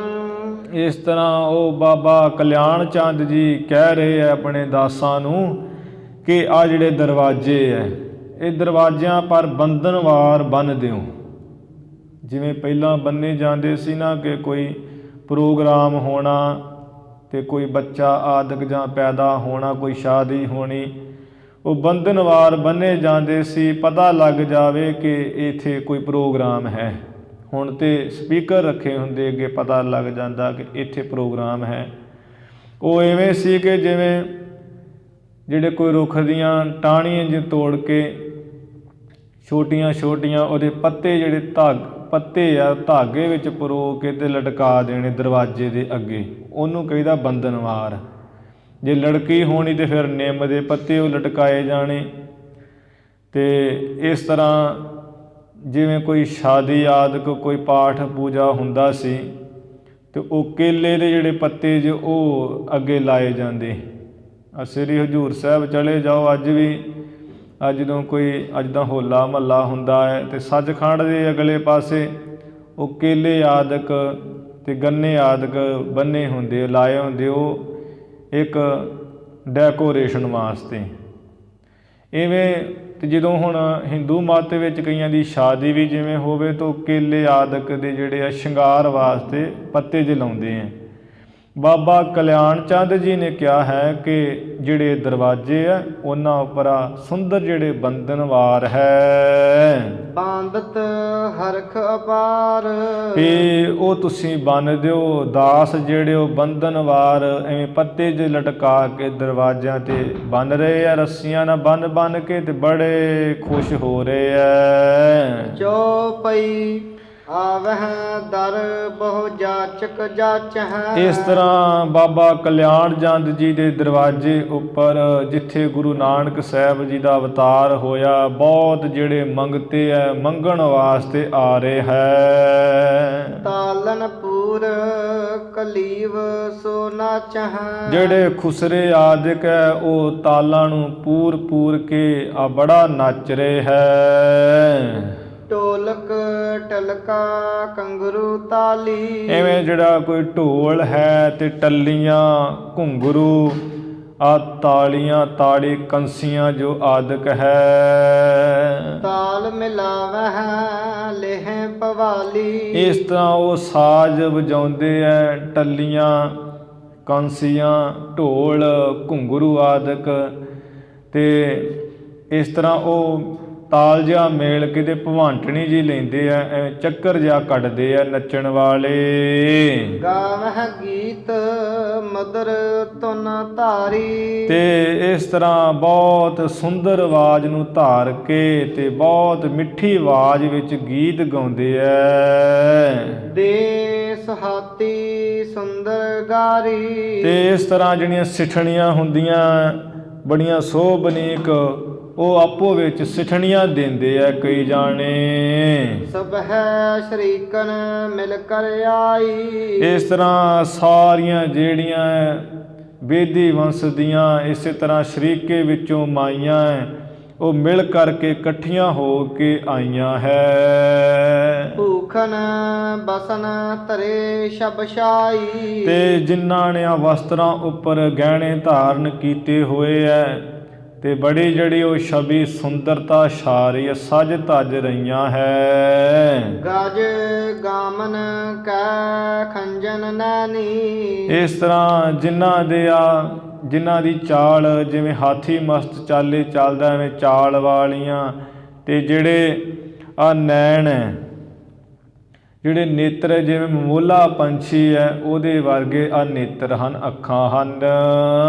ਨਾਗਰ ਗੀਤ ਗਾਏ ਬਿਕ ਬੈਨੀ। ਇਸ ਤਰ੍ਹਾਂ ਉਹ ਇਸਤਰੀਆਂ ਗੀਤ ਗਾਉਂਦੀਆਂ ਜਿਨ੍ਹਾਂ ਦੀ ਆ ਬੋਲੀ ਜਿਹੜੀ ਕੋਇਲ ਵਰਗੀ ਹੈ। ਬਰਨ ਬਰਨ ਪਟ ਪਹਿਰ ਨਵੀਨਾ। ਇਸ ਤਰ੍ਹਾਂ ਤਰ੍ਹਾਂ ਰੰਗਾਂ ਦੇ ਬਹੁਤ ਰੰਗਾਂ ਦੇ ਨਵੇਂ ਨਵੇਂ ਕੱਪੜੇ ਪਹਿਨੇ ਹੋਏ ਸਭ ਨੇ। ਕਟ ਜਿਨ ਸ਼ੀਨ ਰੋਜਨ ਪੀਨਾ। ਜਿਨ੍ਹਾਂ ਦਾ ਕੱਟ ਵਾਲਾ ਸਥਾਨ ਆ ਬੜਾ ਸੂਖਮ ਹੈ ਤੇ ਜਿਹੜੇ ਆਸਥਾਨ ਹੈ ਇਹ ਬੜੇ ਆ ਸਖਤ ਹੈ। ਅਲੰਕਾਰ ਨਗ ਕੰਚਨ ਪੀਨੇ। ਇਸ ਤਰ੍ਹਾਂ ਜਿਹੜੇ ਸੋਨੇ ਦੇ ਗਹਿਣੇ ਹੈ ਉਹਨਾਂ ਵਿੱਚ ਆ ਨਗ ਜਿਹੜੇ ਜੜੇ ਹੋਏ ਹੈ। ਕਰਨ ਪੂਰ ਬਰ ਬੇਸਰ ਕੀਨੇ। ਜਿਹੜੇ ਕੰਨਾਂ ਵਿੱਚ ਕੋਈ ਵਾਲੇ ਪਾਏ ਹੋਏ ਆ ਬੜੇ ਸ੍ਰੇਸ਼ਟ ਹੈ, ਤੇ ਬੇਸਰ ਜਿਹੜੇ ਆ ਨੱਥ ਨੱਕ ਵਿੱਚ ਪਾਈ ਹੋਈ ਹੈ ਉਹ ਵੀ ਬੜੀ ਸ੍ਰੇਸ਼ਟ ਹੈ। ਸ਼ੂਦਰ ਕੰਟਕਾ ਅੰਗਦ ਕੰਗਨਾ। ਜਿਹੜੀ ਐਵੇਂ ਲੱਕ ਤੇ ਤੜਾਗੀ ਹੈ ਘੁੰਗਰੂਆਂ ਵਾਲੀ, ਇਸੇ ਤਰ੍ਹਾਂ ਅੰਗਦ ਜਿਹੜੇ ਬਹੁਟੇ ਆ ਮੋਢਿਆਂ ਤੇ ਪਾਉਣ ਵਾਲੇ ਤੇ ਹੱਥਾਂ 'ਚ ਪਾਉਣ ਵਾਲੇ ਕੰਗਣ। ਸ਼ਬਦ ਕਰਹਿ ਜੇ ਪਹਿਰੇ ਅੰਗਨਾ। ਇਵੇਂ ਉਹ ਸਭ ਨੇ ਜਿਹੜੇ ਧਾਰਨ ਕੀਤੇ ਇਸ ਤਰ੍ਹਾਂ ਦੇ ਸ਼ਿੰਗਾਰ ਵਾਸਤੇ, ਤੇ ਜਿਹੜੇ ਅੰਗਾਂ ਤੇ ਪੈਰੇ ਹੋਏ ਇਹ ਸਾਰੇ ਗਹਿਣੇ ਆਦਿਕ ਉਹ ਬੜੇ ਸ਼ਬਦ ਕਰਦੇ। ਜਦੋਂ ਐਵੇਂ ਉਹ ਮਾਈਆਂ ਸਰੀਕੇ ਵਜੋਂ ਜਿਹੜੀਆਂ ਆਈਆਂ ਹੋਈਆਂ ਗੁਰੂ ਸਾਹਿਬ ਜੀ ਦੇ ਉਹ ਅਵਤਾਰ ਪੁਰਬ 'ਤੇ, ਗੁਰੂ ਜੀ ਦਾ ਅਵਤਾਰ ਖੁਸ਼ੀ ਵਿੱਚ ਉੱਥੇ ਭੀੜ ਲੱਗੀ ਹੋਈ ਹੈ, ਉਹ ਮਾਈਆਂ ਜਦੋਂ ਨੱਚਦੀਆਂ ਤੇ ਇਹ ਜਿਹੜੇ ਘੁੰਗਰੂ ਆਦਿਕ ਹੈ, ਇਹ ਜਿਹੜੇ ਬਹੁਟੇ ਗਹਿਣੇ ਉਹ ਬੜੇ ਸ਼ਬਦ ਕਰਦੇ, ਆਵਾਜ਼ਾਂ ਕਰਦੇ ਹੈ। ਭਈ ਪੌਣ ਮਹਿ ਭਾਰੀ ਪੀਰਾ। ਇਸ ਤਰ੍ਹਾਂ ਸਤਿਗੁਰੂ ਨਾਨਕ ਸਾਹਿਬ ਜੀ ਦੇ ਗ੍ਰਹਿ ਵਿਖੇ ਭਾਵ ਬਾਬਾ ਕਲਿਆਣ ਚੰਦ ਜੀ ਦੇ ਘਰ ਦੇ ਵਿੱਚ ਬੜੀ ਜਿਹੜੀ ਭੀੜ ਹੈ ਉਹ ਭਰੀ ਹੋਈ ਹੈ, ਭਾਰੀ। ਭੀ ਉਸ਼ਾਹ ਕੀ ਧੁਨੀ ਗੰਭੀਰਾ। ਇਸ ਤਰ੍ਹਾਂ ਉਤਸ਼ਾਹ ਦੀ ਜਿਹੜੀ ਧੁਨੀ ਆਵਾਜ਼ ਹੈ ਬੜੀ ਗੈਰ ਗੰਭੀਰ ਹੋ ਰਹੀ ਹੈ। ਚਾਰ ਸਫੇਰਿਆ ਖੁਸ਼ੀਆਂ ਉਤਸ਼ਾਹ ਹੋ ਰਹੇ ਹੈ। ਕਪਟ ਬੈਸ ਜਹ ਦੇਵ ਬਧੂਟੀ। ਦੁਬਾਰਾ ਪੜ। ਕਪਟ ਬੈਸ ਜਹ ਦੇਵ ਬਧੂਟੀ। ਬੈਸ ਨਹੀਂ ਬੇਸ। ਇਸ ਤਰ੍ਹਾਂ ਕਪਟ ਬੇਸ ਜਹ ਦੇਵ ਬਧੂਟੀ। ਦੇਵਤਿਆਂ ਦੀਆਂ ਜਿਹੜੀਆਂ ਘਰ ਵਾਲੀਆਂ ਉਹ ਵੀ ਇਵੇਂ ਆ ਕਪਟ ਬਣਾਉਟੀ ਜਾਂ ਭੇਸ ਬਣਾ ਕੇ ਗਾਵਹਿ ਮਨਹੁ ਜਗਤ ਸੁਖ ਲੂਟੀ। ਉਹ ਵੀ ਐਵੇਂ ਆਮ ਇਸਤਰੀਆਂ ਵਰਗਾ ਰੂਪ ਜਿਹਾ ਬਣਾ ਕੇ ਆਈਆਂ ਹੋਈਆਂ ਗਾ ਰਹੀਆਂ, ਮਾਨੋ ਕਿ ਜਗਤ ਦੇ ਉਹ ਸੁੱਖ ਲੁੱਟ ਰਹੀਆਂ ਹੈ। ਕਾਲੂ ਆਲਾ ਮੰਗਲ ਸਾਜੇ। ਇਸ ਤਰ੍ਹਾਂ ਬਾਬਾ ਕਾਲੂ ਜੀ ਦੇ ਗ੍ਰਹਿ ਵਿਖੇ ਬੜਾ ਮੰਗਲ ਆ ਖੁਸ਼ੀਆਂ ਸਾਜ ਰਹੀਆਂ ਹਨ। ਦਰ ਪਰ ਲਗ ਨਿਸ਼ਾਨ ਸ਼ੁਭ ਬਾਜੇ। ਇਸ ਤਰ੍ਹਾਂ ਜੋ ਵਿਹੜੇ ਤੋਂ ਬਾਹਰ ਦਰਵਾਜ਼ਾ ਹੈ ਉਸ ਦਰਵਾਜ਼ੇ ਉੱਪਰ ਆ ਛੋਟੇ ਛੋਟੇ ਜਿਹੜੇ ਨਗਾਰੇ ਹੈ ਬੜੇ ਚੰਗੇ ਸਾਜ਼ਾਂ ਵਿੱਚ ਵੱਜ ਰਹੇ ਹੈ। ਢਾਡੀ ਭਾਟ ਜੋ ਮੰਗਣ ਹਾਰੇ। ਇਸ ਤਰ੍ਹਾਂ ਜਿਹੜੇ ਢਾਡੀ ਹੈ ਕੋਈ, ਤੇ ਇਸ ਤਰ੍ਹਾਂ ਭਾਟ ਜਿਹੜੇ ਕੋਈ ਗਵਈਏ ਹੈ ਗਾਉਣ ਵਾਲੇ, ਬੰਸਾਵਲੀ ਤੇ ਮੰਗਣ ਵਾਲੇ। ਪਾਏ ਦਰਬ ਕੋ ਗੁਣਨ ਉਚਾਰੇ। ਗੁਣਨ ਉਚਾਰੇ। ਬਾਬਾ ਕਲਿਆਣ ਜੀ ਚੰਦ ਜੀ ਪਾਸੋਂ ਇਵੇਂ ਉਹ ਮਾਇਆ ਧਨ ਦਾਨ ਪਾ ਕੇ ਗੁਣ ਉਚਾਰਦੇ ਵੀ ਇਹ ਬਾਬਾ ਕਲਿਆਣ ਚੰਦ ਤੇ ਭਾਗਾਂ ਵਾਲਾ ਬੜੇ ਧਨ ਭਾਗੇ ਦੇ। ਨਰ ਨਾਰੀ ਬਹੁ ਦੇਤ ਵਧਾਈ। ਇਸ ਤਰ੍ਹਾਂ ਉਹ ਰਾਏ ਭੋਏ ਦੀ ਤਲਵੰਡੀ ਦੇ ਜਿਹੜੇ ਕੋਈ ਲੋਕ ਰਹਿਣ ਵਾਲੇ ਹੈ, ਮਾਈਆਂ ਬੀਬੀਆਂ ਤੇ ਹੋਰ ਪੁਰਸ਼ ਆਦਿਕ ਬਹੁਤ ਵਧਾਈਆਂ ਦੇ ਰਹੇ ਹੈ ਕਿ ਕਾਲੂ ਨੂੰ ਵਧਾਈਆਂ ਹੋਣ, ਮਾਤਾ ਤ੍ਰਿਪਤਾ ਦੇਵੀ ਜੀ ਨੂੰ ਵਧਾਈਆਂ ਹੋਣ। ਦਰ ਪਰ ਭੀੜ ਭਰੀ ਅਦਕਾਈ। ਇਸ ਤਰ੍ਹਾਂ ਦਰਵਾਜ਼ੇ ਉੱਪਰ ਤੇ ਜਿਹੜੀ ਭੀੜ ਹੈ ਬਹੁਤ ਜ਼ਿਆਦੀ ਭਰੀ ਹੋਈ, ਪੈਰ ਰੱਖਣ ਨੂੰ ਕਿਤੇ ਥਾਂ ਨਹੀਂ ਹੈ। ਦਿਨੋ ਉਚਿਤ ਲਖਿਓ ਜੋ ਜੈਸਾ।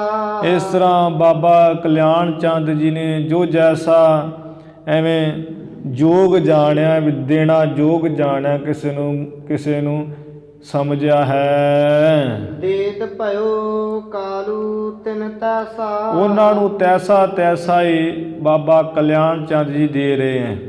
ਜਿਹੋ ਜਿਹਾ ਕੋਈ ਜਾਣਿਆ ਨਾ ਕਿ ਜੇ ਕਿਸੇ ਨੇ ਮਾਇਆ ਮੰਗੀ ਉਹਨੂੰ ਮਾਇਆ ਦੇ ਰਹੇ ਹੈ, ਜੇ ਕਿਸੇ ਨੇ ਕੱਪੜਾ ਮੰਗਿਆ ਉਹਨੂੰ ਕੱਪੜੇ ਦੇ ਰਹੇ ਹੈ, ਜੇ ਕਿਸੇ ਨੇ ਖਾਣ ਨੂੰ ਮੰਗਿਆ ਉਸ ਨੂੰ ਖਾਣ ਨੂੰ ਦੇ ਰਹੇ ਹੈ। ਜਿਹੋ ਜਿਹਾ ਕੋਈ ਦੇਖਿਆ ਯੋਗ, ਜਿਹੋ ਜਿਹੀ ਕਿਸੇ ਨੇ ਮੰਗ ਕੀਤੀ ਹੈ ਉਸ ਨੂੰ ਉਹੋ ਜਿਹਾ ਹੀ ਦਾਨ ਦੇ ਰਹੇ ਹੈ। ਦੋਹਰਾ ਕਾਲੂ ਤਬ ਸਭ ਬਿਦ ਕਰੀ। ਇਸ ਤਰ੍ਹਾਂ ਬਾਬਾ ਕਾਲੂ ਜੀ ਨੇ ਸਾਰੀ ਵਿਧੀ ਜਿਹੜੀ ਕੁਲ ਦੀ ਰੀਤੀ ਉਹ ਕੀਤੀ ਹੈ। ਜੋ ਬੇਦੀ ਕੁਲ ਰੀਤ। ਜੋ ਬੇਦੀ ਕੁਲ ਦੀ ਰੀਤੀ ਮਰਿਆਦਾ ਸੀ, ਜੋ ਕੁਲ ਤੋਂ ਹੀ ਪਿੱਛੋਂ ਹੀ ਚੱਲਦੇ ਆ ਰਹੇ ਸੀ ਨਿਯਮ, ਉਹ ਸਾਰੇ ਉਸੇ ਤਰ੍ਹਾਂ ਹੀ ਵਿਧੀ ਕੀਤੀ ਹੈ।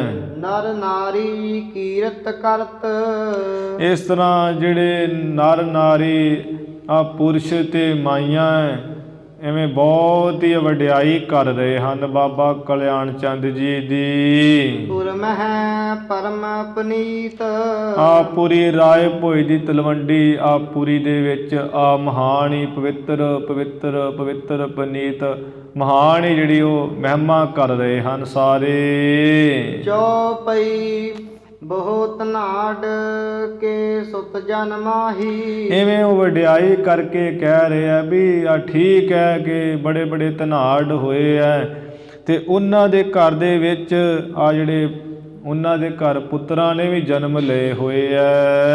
ਅਸ ਉਤਸਵ ਕੀਨੋ ਕਿਸ ਨਾਹੀ, ਵੀ ਬਹੁਤ ਧਨਾੜਾਂ ਦੇ ਘਰ ਵੇਖਿਆ ਵੀ ਪੁੱਤਰ ਹੁੰਦੇ ਐ, ਪਰ ਜਿਹੋ ਜਿਹਾ ਉਤਸ਼ਾਹ ਖੁਸ਼ੀ ਖੇੜਾ ਦਾਨ ਪੁੰਨ ਆ ਕਲਿਆਣ ਚੰਦ ਜੀ ਕਰ ਰਿਹਾ ਹੈ, ਇਹੋ ਜਿਹਾ ਤੇ ਕਦੀ ਵੀ ਨਹੀਂ ਵੇਖਿਆ।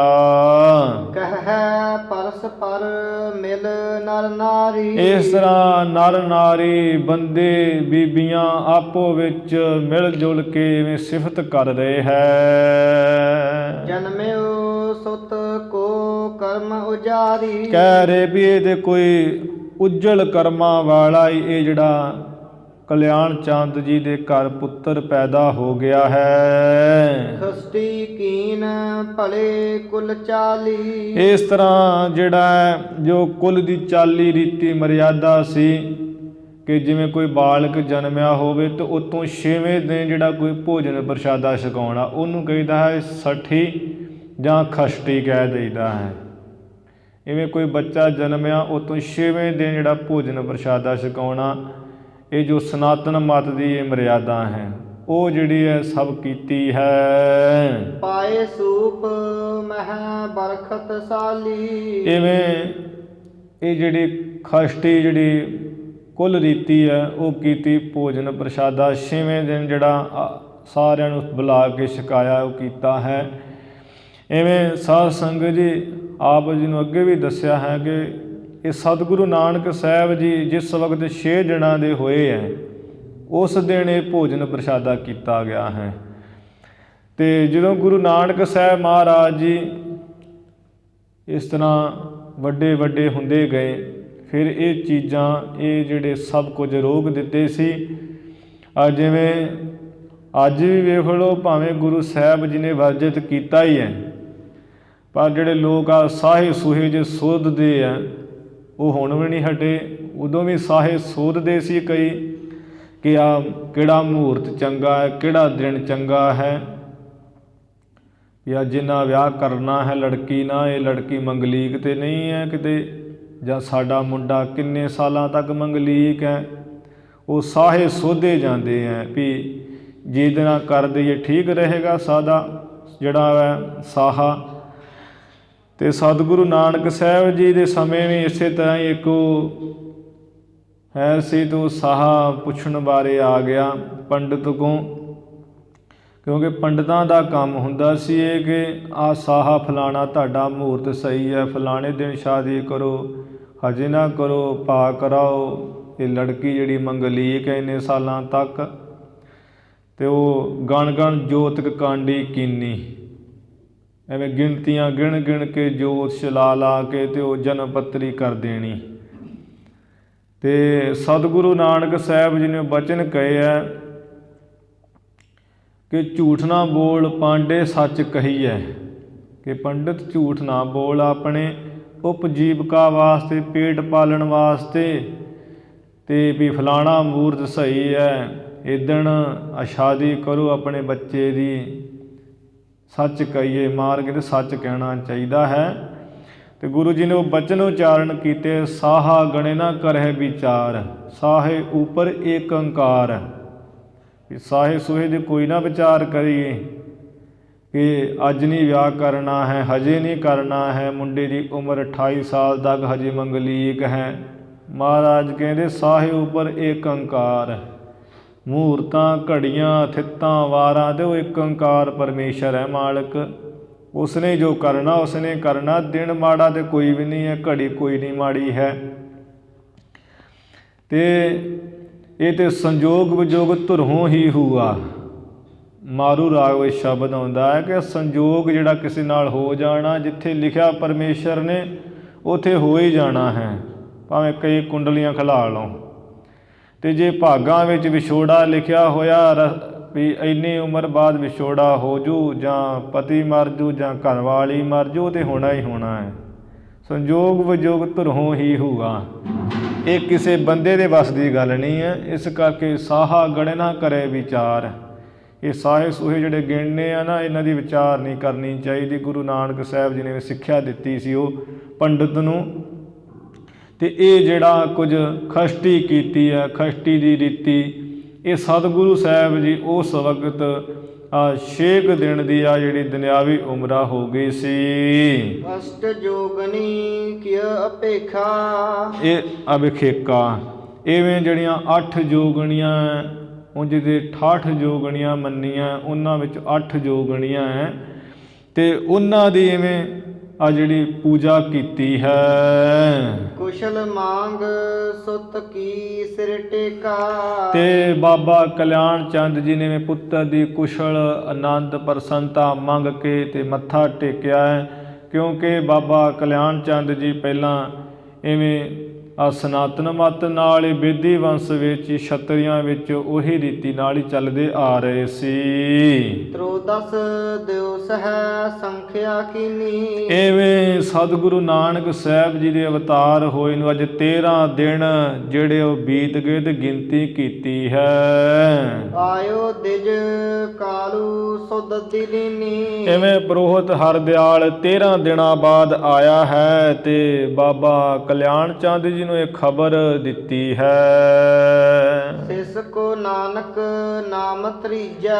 ਆ ਕੇ ਉਹ ਇਹ ਖਬਰ ਦਿੱਤੀ ਹੈ ਕਿ ਇਹ ਜੋ ਬਾਲਕ ਪੈਦਾ ਹੋਇਆ, ਜਿਹਦੀ 13 ਦਿਨ ਅੱਜ ਉਮਰ ਹੋ ਗਈ ਹੈ, ਇਸ ਦਾ ਨਾਨਕ ਜਿਹੜਾ ਨਾਮ ਉਹ ਰੱਖ ਦਈਏ।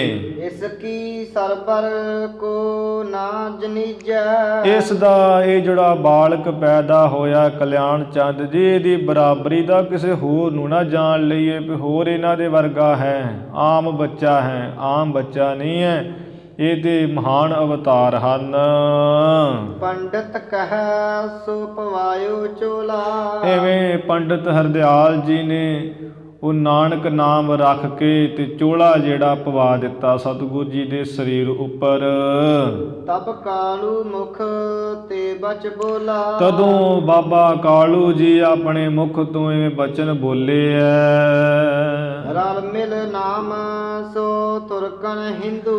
ਕਿ ਰਲ ਕੇ ਕਿਹਾ ਹੈ ਕਿ ਹਰਦਿਆਲ ਪੰਡਿਤ ਜੀ, ਤੁਸਾਂ ਨੇ ਜਿਹੜਾ ਨਾਨਕ ਨਾਮ ਰੱਖ ਦਿੱਤਾ ਹੈ ਤੇ ਰਲਵਾ ਮਿਲਵਾ ਨਾਮ ਰੱਖ ਦਿੱਤਾ ਹੈ ਕਿ ਤੁਰਕਾਂ ਹਿੰਦੂਆਂ ਦਾ ਮਿਲਿਆ ਜੁਲਿਆ ਜਾ ਨਾਮ ਹੈ ਇਹ। ਨਹਿ ਰਾਖਵ ਇਹ ਨਾਮ ਦਜਿੰਦੂ। ਇਸ ਕਰਕੇ ਇਹ ਬ੍ਰਾਹਮਣਾਂ ਦੇ ਸ੍ਰੇਸ਼ਟ ਬ੍ਰਾਹਮਣ ਹਰਦਿਆਲ, ਤੂੰ ਇਹ ਜਿਹੜਾ ਨਾਨਕ ਨਾਮ ਰੱਖਿਆ ਰਲਵਾ ਮਿਲਿਆ ਜਾ, ਤੂੰ ਇਹਨੂੰ ਨਾ ਰੱਖ। ਅਵਰ ਨਾਮ ਕੋ ਸੋਧ ਤਰੀਜਾ। ਹੋਰ ਕੋਈ ਜਿਹੜਾ ਨਾਮ ਹੈ ਉਹਨੂੰ ਤੂੰ ਸੋਧ ਵਿਚਾਰ ਲੈ, ਜਿਹੜਾ ਹਿੰਦੂ ਮਤ ਨਾਲ ਸੰਬੰਧਿਤ ਹੋਵੇ ਤੇ ਉਹਨੂੰ ਆ ਰੱਖ ਲਈਏ। ਹਿਰਦੈ ਸ਼ੁਭਾ ਸ਼ੁਭ ਭੇਵ ਲਖੀਜੈ। ਬਾਕੀ ਵੀ ਤੂੰ ਸਿਆਣਾ ਹੈ, ਆਪਣੇ ਹਿਰਦੇ ਵਿੱਚ ਹੀ ਵੀ ਚੰਗਾ ਕੀ ਹੈ ਮੰਦਾ ਕੀ ਹੈ ਇਹ ਭੇਦ ਸਾਰਾ ਜਾਣ ਲਈਏ। ਵੀ ਉਹ ਨਾਮ ਰੱਖ ਜਿਹੜਾ ਸਾਡੇ ਕੁਲ ਦੇ ਨਾਲ ਹੀ ਮਿਲਦਾ ਜੁਲਦਾ ਹੋਵੇ। ਜੋ ਖੱਤਰੀ ਕੇ ਕੁਲ ਭਲ ਲਾਗੈ। ਕਿਉਂਕਿ ਅਸੀਂ ਖੱਤਰੀਆਂ ਦੀ ਕੁਲ ਵਿੱਚ ਪੈਦਾ ਹੋਏ ਹਾਂ। ਹੁਣ ਇਹ ਬਾਲਕ ਵੀ ਖੱਤਰੀਆਂ ਦੀ ਕੁਲ 'ਚ ਹੀ ਪੈਦਾ ਹੋਇਆ ਹੈ, ਜਿਸ ਕਰਕੇ ਇਹੋ ਜਿਹਾ ਨਾਮ ਰੱਖ ਕੇ ਸਾਰੇ ਖੱਤਰੀ ਕੁਲ ਨੂੰ ਹੀ ਚੰਗਾ ਲੱਗੇ। ਧਰੋ ਨਾਮ ਅਸ ਵਿਪਰ ਸੁਭਾਗਾ। ਸ੍ਰੇਸ਼ਟ ਭਾਗਾਂ ਵਾਲੇ ਇਹ ਬ੍ਰਾਹਮਣ ਹਰਦਿਆਲ, ਇਹੋ ਜਿਹਾ ਕੋਈ ਨਾਮ ਸੋਚ ਵਿਚਾਰ ਕੇ ਰੱਖ ਤੂੰ। ਦੋਹਰਾ ਪੂਰ ਪੂਰਬ ਰਾਖੈ ਨਾਮ ਜੇ। ਇਹ ਕਿਉਂਕਿ ਆ ਪਹਿਲਾਂ ਵੀ ਤੂੰ ਸਾਡੀ ਕੁਲ ਦੇ ਵਿੱਚ ਕਿ ਤੂੰ ਨਾਮ ਜਿਹੜੇ ਆ ਚੰਗੇ ਰੱਖਦਾ ਹੀ ਆਇਆ ਹੈ। ਪਛ ਹਿੰਦੂਆਂ ਜੋਏ, ਜੋ ਆ ਹਿੰਦੂਆਂ ਦੇ ਪੱਖ ਵਿੱਚ ਨਾਮ ਹੈ ਵੀ ਪਹਿਲਾਂ ਵੀ ਕਿੰਨੇ ਬੱਚੇ ਹੋਏ ਆ ਸਾਡੀ ਕੁਲ ਵਿੱਚ, ਤੇ ਉਹਦੇ ਵੀ ਤੇ ਤੂੰ ਨਾਮ ਜਿਹੜੇ ਆ ਰੱਖਦਾ ਹੀ ਆਇਆ ਕਿ ਜਿਹੜੇ ਆ ਹਿੰਦੂਆਂ ਦੇ ਪੱਖ ਵਿੱਚ ਹਨ।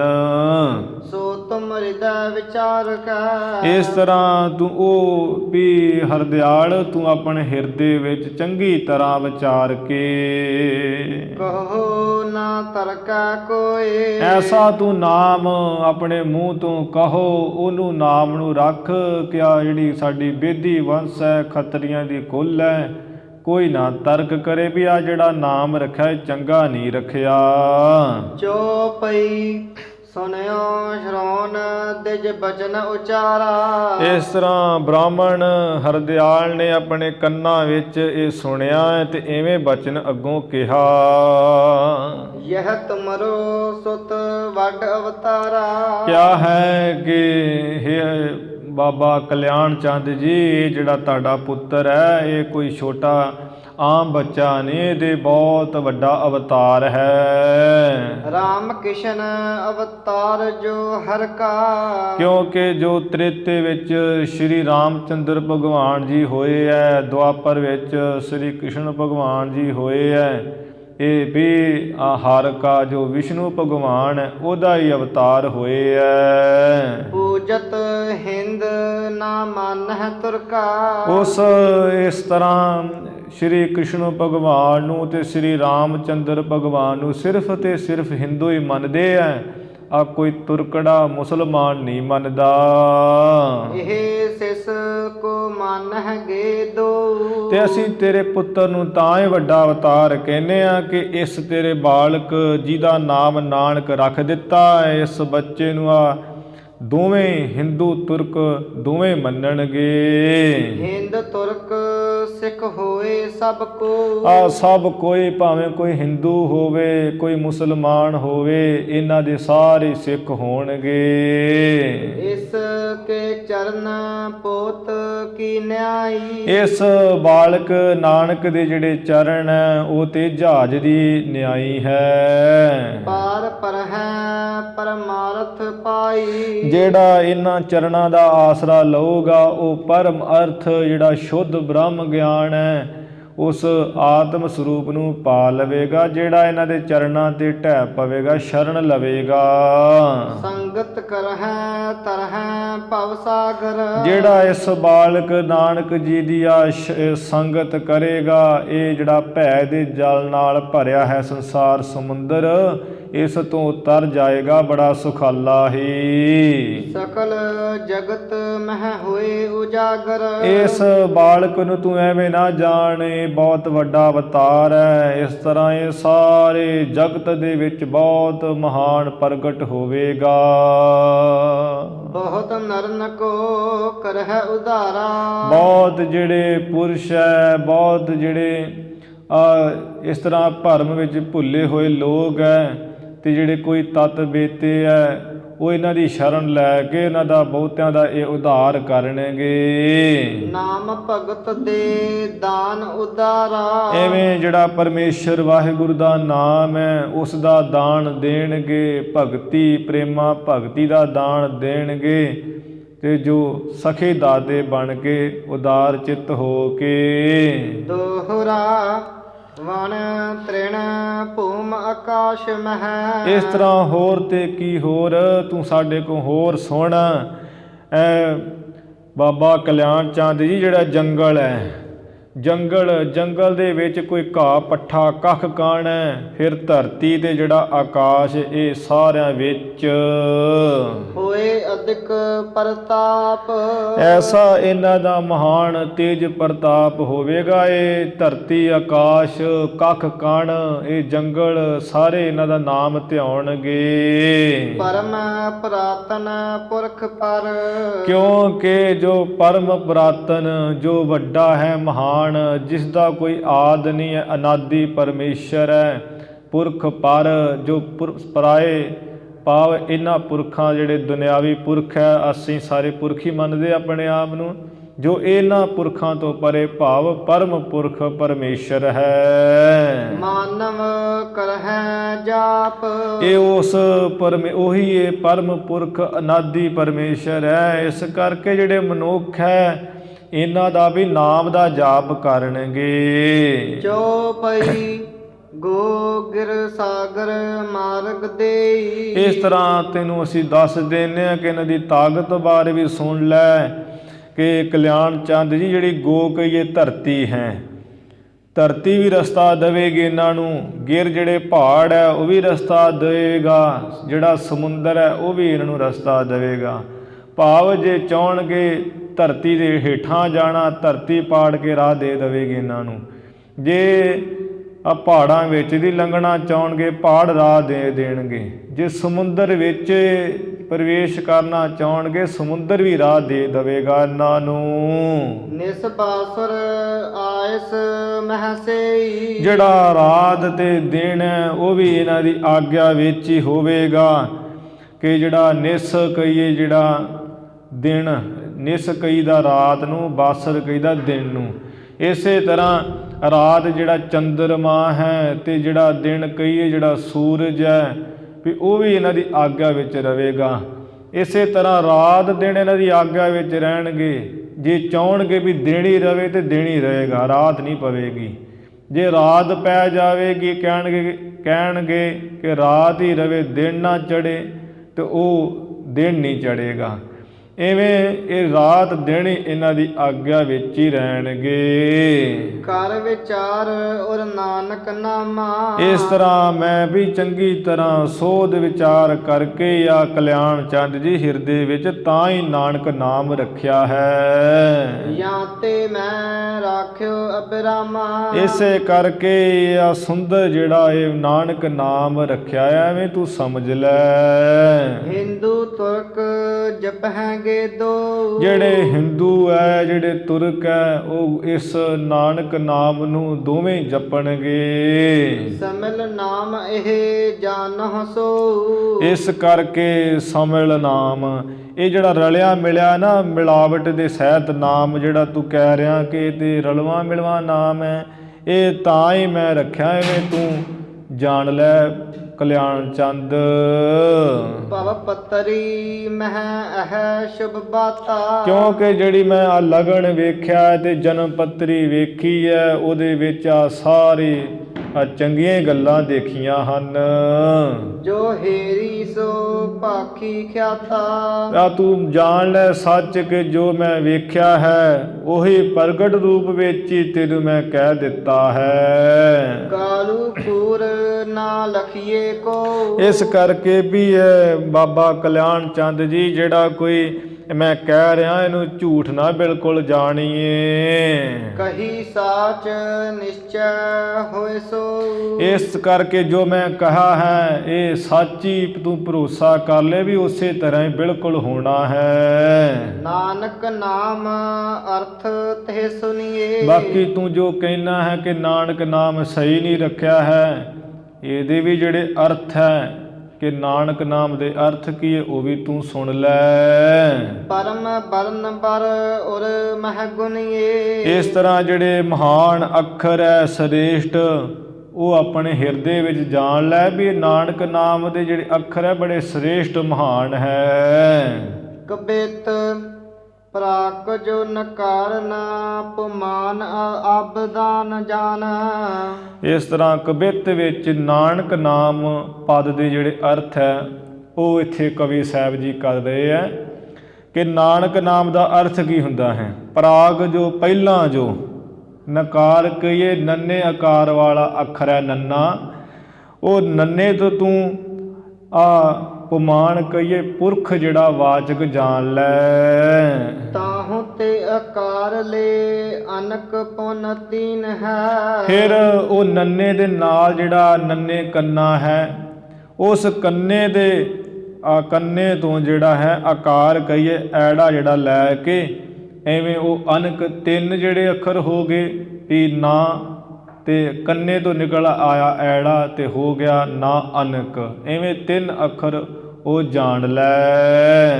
ਦੂਸਰੇ ਨਕਾਰ ਤੇ ਨਿਕਾਰ ਕੈ ਆਕਾਰ ਕਰ। ਫਿਰ ਇਸ ਤਰ੍ਹਾਂ ਪਹਿਲੇ ਨੰਨੇ ਦੇ ਨਾਲ ਜਿਹੜਾ ਕੰਨਾ ਉੱਥੋਂ ਐੜਾ ਨਿਕਲ ਆਇਆ, ਤੇ ਜਿਹੜਾ ਦੂਜਾ ਨੰਨਾ ਹੈ ਉਸ ਨੰਨੇ ਤੋਂ ਆ ਨਿਕਾਰ ਕੇ ਆਕਾਰ ਕਰ, ਵੀ ਦੂਸਰੇ ਨੰਨੇ ਤੋਂ ਆ ਐੜਾ ਕੱਢ ਕਰਕੇ। ਭਇਓ ਅਨ ਅਕ ਚਾਰ ਬਰਨ ਸ਼ੌਕੀਨ ਹੈ। ਇਸ ਤਰ੍ਹਾਂ ਉਹ ਕੀ ਬਣ ਗਿਆ ਕਿ ਪਹਿਲੇ ਨੰਨੇ ਤੋਂ ਜਿਹੜਾ ਦੂਸਰੇ ਨੰਨੇ ਤੋਂ ਐੜਾ ਕੱਢਿਆ ਹੈ ਉਹ ਹੋ ਗਿਆ ਅਨ, ਐਵੇਂ ਅਨ ਤੇ ਅਕ ਹੋ ਗਿਆ।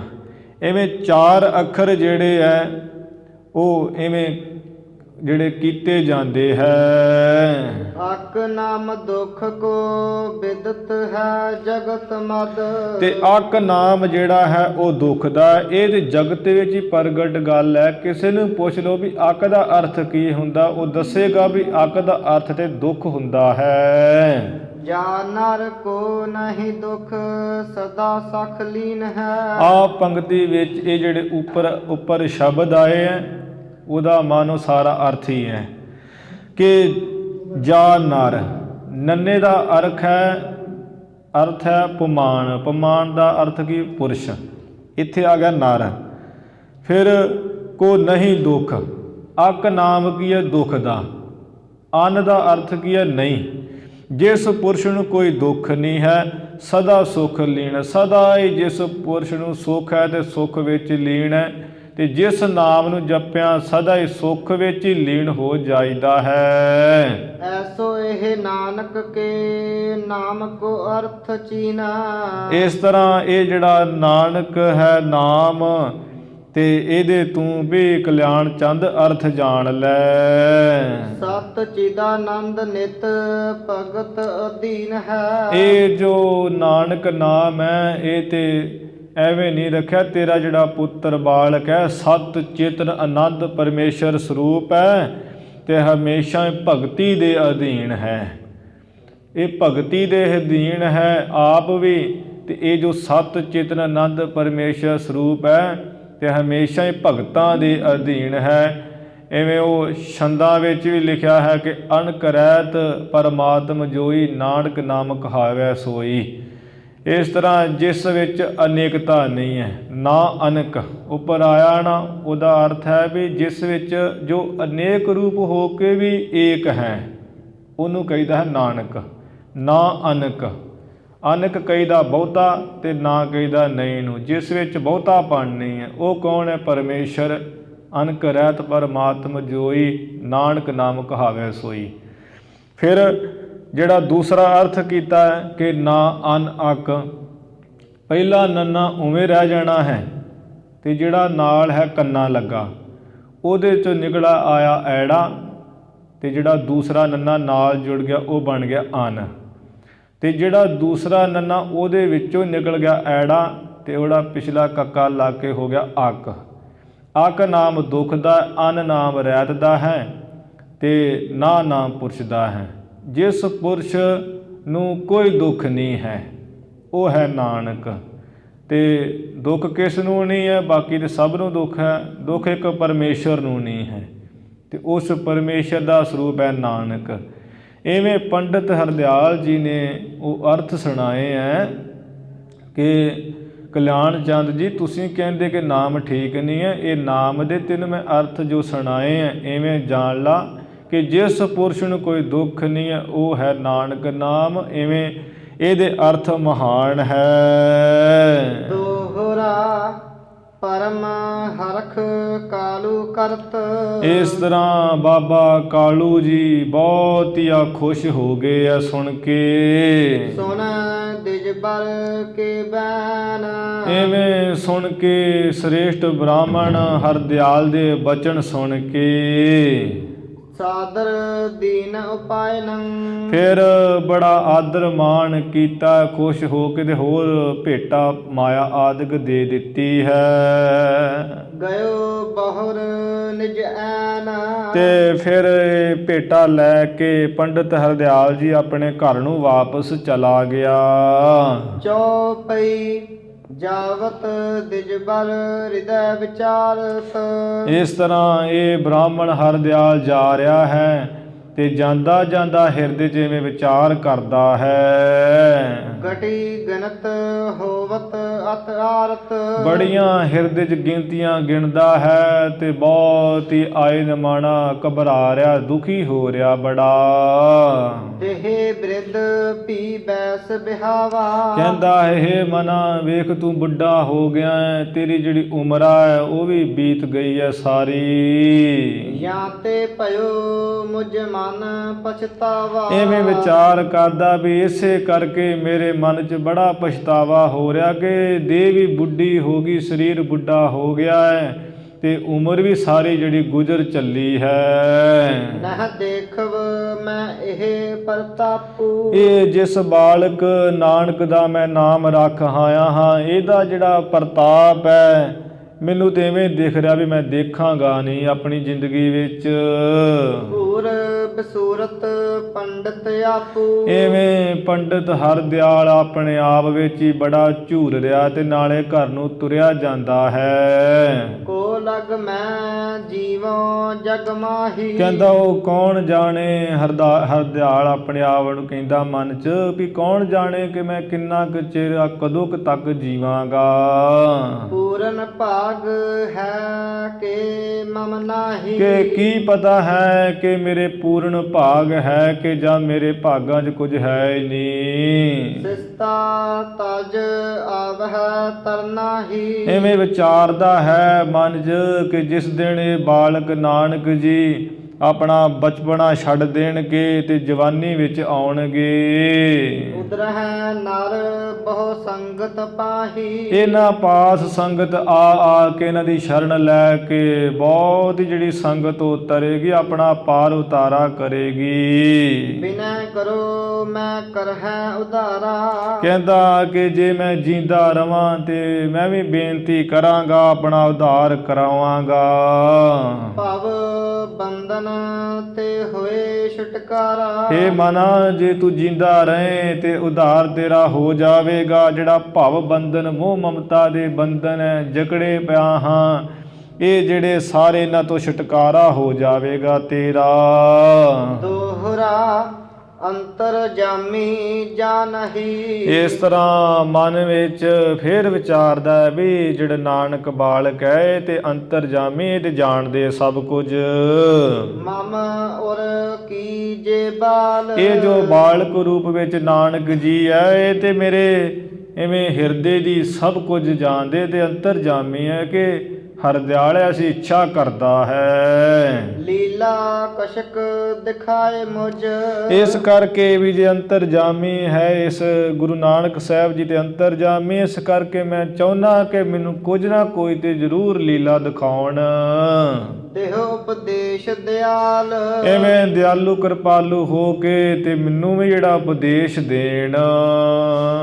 ਚੌਪਈ ਸਹਿਤ ਗਿਆਨ ਕੇ ਬੋਲਹਿ ਜਬਲੋ। ਇਸ ਤਰ੍ਹਾਂ ਵਿਚਾਰਦਾ ਹੈ ਕਿ ਜਦ ਤੱਕ ਇਹ ਆ ਥੋੜੀ ਵੱਡੇ ਉਮਰਾਂ ਵਿੱਚ ਜਵਾਨੀ ਵਿੱਚ ਆ ਕੇ ਗਿਆਨ ਦੇ ਸਹਿਤ ਆ ਬੋਲਣਗੇ। ਰੱਖੋ ਇਹ ਸਰੀਰ ਮਮ ਤਬਲੋ। ਇਹ ਤਬ ਤੱਕ ਇਹ ਨਾਨਕ ਜੀ ਮੈਂ ਤੁਹਾਡੇ ਅੱਗੇ ਬੇਨਤੀ ਕਰਦਾ ਹਾਂ ਕਿ ਮੇਰਾ ਜਿਹੜਾ ਇਹ ਸਰੀਰ ਰੱਖ ਲਓ, ਮੈਂ ਮਰਾਂ ਨਾ ਉਹਨਾਂ ਚਿਰ।